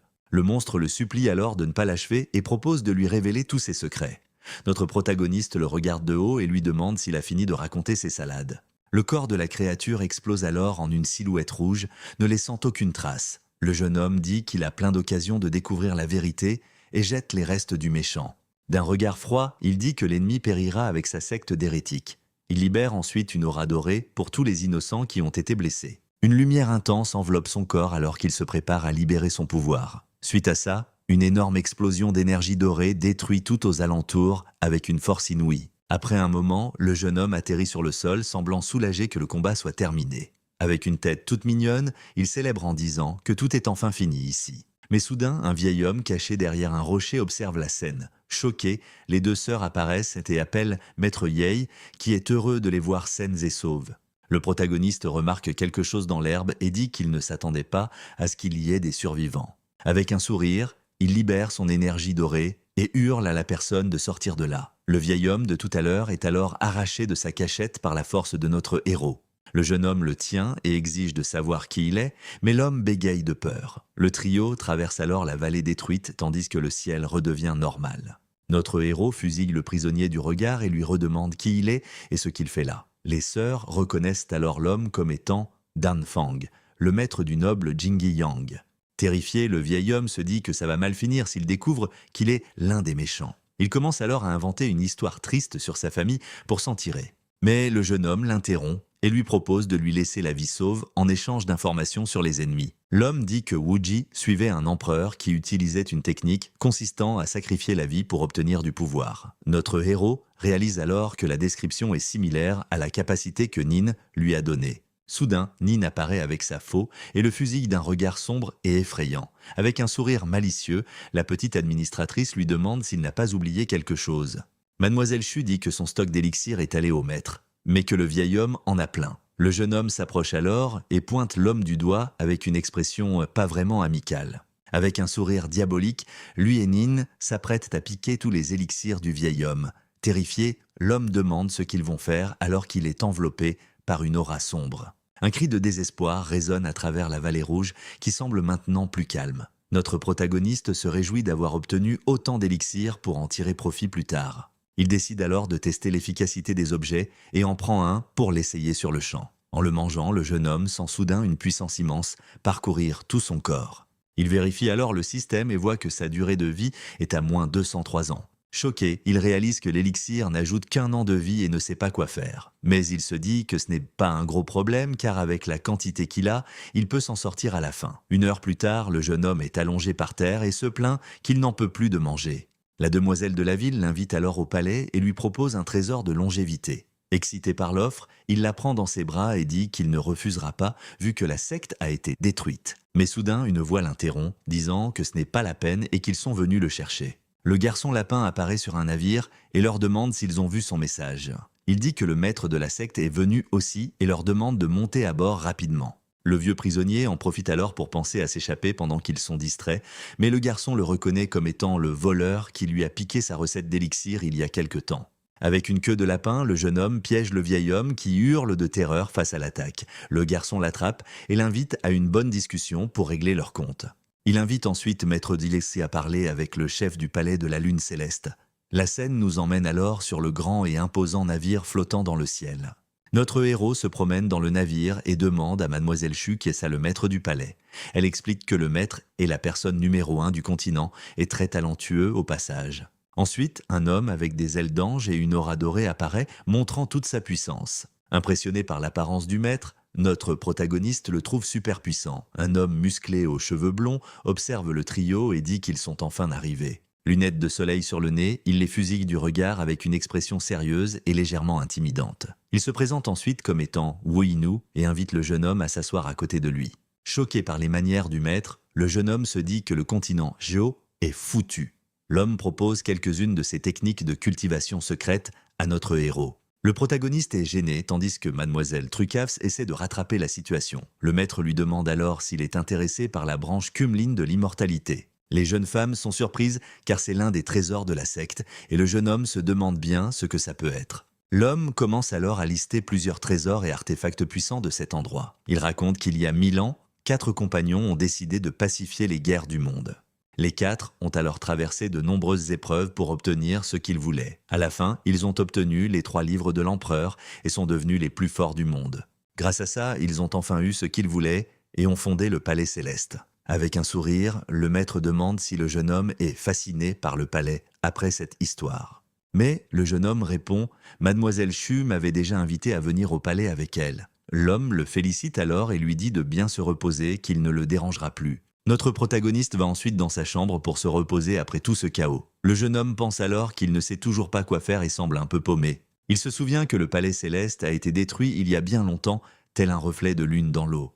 La scène nous emmène ensuite au grand et imposant palais lunaire céleste qui brille dans la nuit. Impressionné par la beauté des lieux, il trouve ça magnifique et digne d'être le numéro 1. Soudain, le garçon aux oreillants de lapin salue une femme aux cheveux roses et masquée. La jeune femme apparaît alors et notre héros tombe sous le charme, la traitant de fée avec des cœurs plein les yeux. Elle s'approche alors et se présente au jeune homme qui doit être Ian, l'invité d'honneur. Avec un sourire, la femme dit qu'elle a enfin réussi à le trouver et le regarde de près. Le jeune homme et les deux sœurs sont choqués et gênés par l'attitude de la nouvelle venue. Dame Chu demande pourquoi la femme est là alors qu'elle reste habituellement dans le pavillon de prière. Elle explique que le palais de l'empereur est descendu et que la plupart des maîtres sont partis tenter leur chance. Sur ce, elle prend congé et invite notre héros à discuter de quelques trucs en tête-à-tête. Le garçon trouve l'attitude de la femme étrange, mais elle se contente de rire, disant que ce n'est probablement rien. La femme le tire et il lui demande ce qu'elle cherche à la fin avec un tel comportement. La jeune femme masquée le regarde alors avec une expression sérieuse et un peu mystérieuse. Un sourire aux lèvres, elle révèle que tout ça est lié à une ancienne prophétie. Elle dit alors qu'elle pense que le jeune homme est l'élu et qu'elle l'aidera en tout. Paumé après cette révélation, notre héros demande à la femme ce que sont les cieux. Mais sans répondre, la jeune femme tourne les talons et se barre, le plantant là tout seul. Agacé, il râle en se demandant si c'est la nouvelle mode d'être mystérieux et de ne pas finir ses phrases. Complètement perdu, le jeune homme se met à hurler désespérément le nom de Nin. La petite admin système apparaît alors et demande à son maître ce qui s'est passé. Il l'interroge sur la femme pour savoir si elle est au courant de quelque chose, mais la petite est toute gênée. Nin, lui, dit de ne pas trop creuser le sujet car ils doivent se tirer de là rapidement. Avec un regard sincère, elle promet qu'elle ne lui fera jamais de mal. Et le jeune homme accepte. La nuit tombe sur le grand et imposant palais lunaire céleste avec ses îles flottantes. Depuis l'un des pavillons, une musique douce et calme commence à résonner aux alentours. Plus tard, notre héros prend un verre avec le maître du palais pendant qu'une jeune femme fait son spectacle. Se fichant un peu de la situation, le jeune homme continue de boire tranquillement à table. Soudain, un des subordonnés du maître s'approche et a l'air un peu inquiet. L'homme annonce qu'une fleur terrible a fait son apparition et demande ce qu'ils doivent faire maintenant. Avec un air sérieux, le maître du palais dit au serviteur d'aller jeter un œil avec lui, mais notre héros invente une excuse, prétextant qu'il a trop picolé et qu'il doit s'absenter pour aller aux toilettes. Nin apparaît et prévient le jeune homme de se barrer vite fait parce que ce ne sont pas ses oignons. Notre héros se dit qu'il a déjà beaucoup aidé le palais et qu'il en a assez fait pour aujourd'hui. Il se souvient alors de plusieurs femmes en train de danser et s'interroge sur ce que Nin a dit. Le jeune homme part alors faire un tour et réfléchit au secret que la femme a mentionné. Soudain, il réalise que l'endroit n'est pas le palais, mais un labyrinthe immense et bizarre. Il se retourne flippé et se demande qui est là, mais il reconnaît le garçon aux oreilles de lapin. Son ami apparaît alors les yeux fermés, apparemment dans une sorte de transe. La scène nous montre un des bâtiments du labyrinthe où notre héros est désormais coincé. Le jeune homme se demande alors où est le maître du palais et ce qui se trame ici. Soudain, il entend des gardes parler d'un autre décès et dresse l'oreille. Notre héros s'approche alors et demande à l'un des gardes ce qui se passe. L'homme explique qu'une autre personne y est passée et que d'autres incidents ont déjà été signalés. Le jeune homme dit alors qu'il cherche Maître Wu et l'un des gardes propose de l'y emmener. Il arrive ensuite à un endroit où une foule immense est rassemblée avec une mine très inquiète. Impatient, notre protagoniste se met à crier et à bousculer les gens pour se frayer un chemin. Avec l'aide de quelques gardes, il réussit finalement à traverser la foule et à arriver devant. Avec une mine grave, le jeune homme comprend que quelque chose de terrible s'est produit à cet endroit. Il voit alors un corps par terre d'où sort un arbre étrange aux fleurs rouges. Maître Wu apparaît et révèle, l'air sombre, qu'il s'agit déjà de la 9e victime. La foule se demande s'ils ont été ciblés par des esprits maléfiques et si c'est la 9e fois ce mois-ci. Notre héros se dit alors qu'il est encore jeune et qu'il n'a pas envie de clamser d'une manière aussi bizarre. Il fusille le corps du regard et se dit que ce genre de mort est très bizarre et effrayant. Le maître du palais ordonne alors à tout le monde d'arrêter de colporter des rumeurs sous peine de punition. Avec un air sérieux, il se tourne vers le jeune homme et lui demande de faire quelque chose d'important. L'homme dit qu'il a entendu dire que le jeune homme a utilisé sa technique pour guérir Wang d'un poison. Avec un sourire, il lui offre la branche immortelle de Kumland en récompense de son aide. Le regard de notre protagoniste s'assombrit et il dit que le maître en demande trop. Mais avec un sourire, il serre la main de l'homme et dit qu'il ne peut tout simplement pas refuser.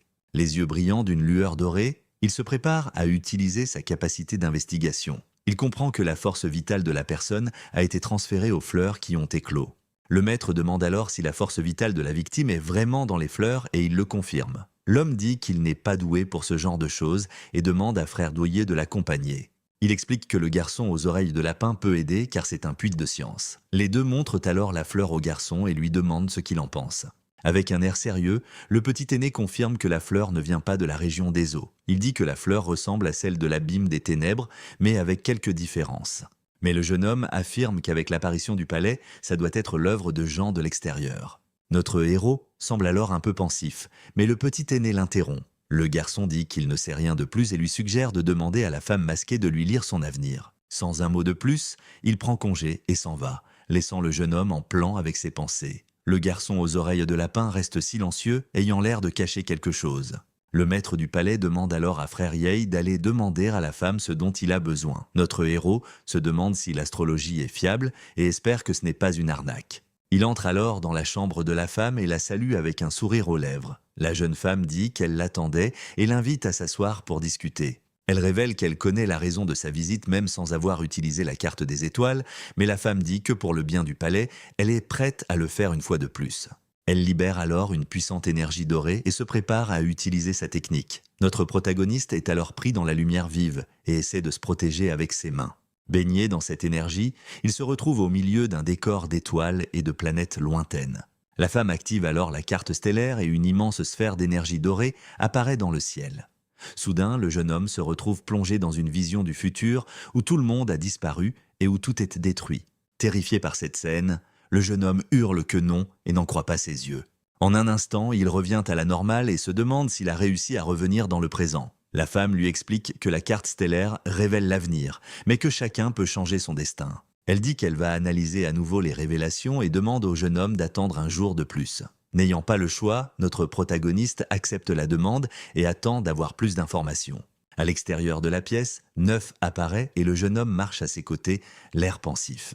Énervée, la petite administratrice crie que le palais agit bizarrement et qu'il ne s'en rend pas compte. Mais le jeune homme dit qu'il a déjà été payé et qu'il ne veut pas passer pour un lâche maintenant. La fille le mord alors et l'avertit de ne pas venir la supplier de l'aider s'il est sur le point de périr. Avec un sourire, il la retient et dit qu'il va absorber la vie de la branche immortelle pour se battre. D'une petite tape sur la tête, notre héros lui dit qu'il vaut mieux qu'elle se tienne sage comme il l'a dit. Le lendemain, il pense que le déroulement des événements a dépassé son imagination. Le garçon aux oreilles de lapin est accusé d'avoir blessé les disciples et est emmené dans le hall. Notre héros et les jeunes femmes arrivent sur les lieux et disent qu'il doit y avoir un malentendu. Madame Chu se tourne alors vers le maître et dit qu'il en sait plus sur cette affaire. La femme demande au petit aîné de dire quelque chose, mais il reste silencieux. Le maître demande alors au garçon ce qui se passe et il lui jette un regard froid en retour. Le jeune homme avoue que c'est lui qui a placé les graines dans les disciples. Le maître du palais s'énerve alors et ordonne aux gardes de mettre fin à l'agitation. Il leur ordonne ensuite d'emmener le garçon en prison et d'en informer les autres maîtres. Même en se faisant arrêter, le jeune homme arbore un sourire mystérieux et ne dit plus un mot. Madame Chu supplie alors la femme masquée d'aider le garçon à s'expliquer, mais celle-ci s'excuse et dit qu'elle ne peut rien faire pour l'aider dans cette situation. La jeune femme révèle que la vision de l'avenir qu'elle a eue montrait le petit aîné en train de faire du mal à tout le monde. On voit alors le garçon aux oreilles de lapin au milieu de plusieurs disciples tombés au sol. Choquée par cette révélation, la femme couvre sa bouche, incapable de croire ce qu'elle vient d'entendre, modèle.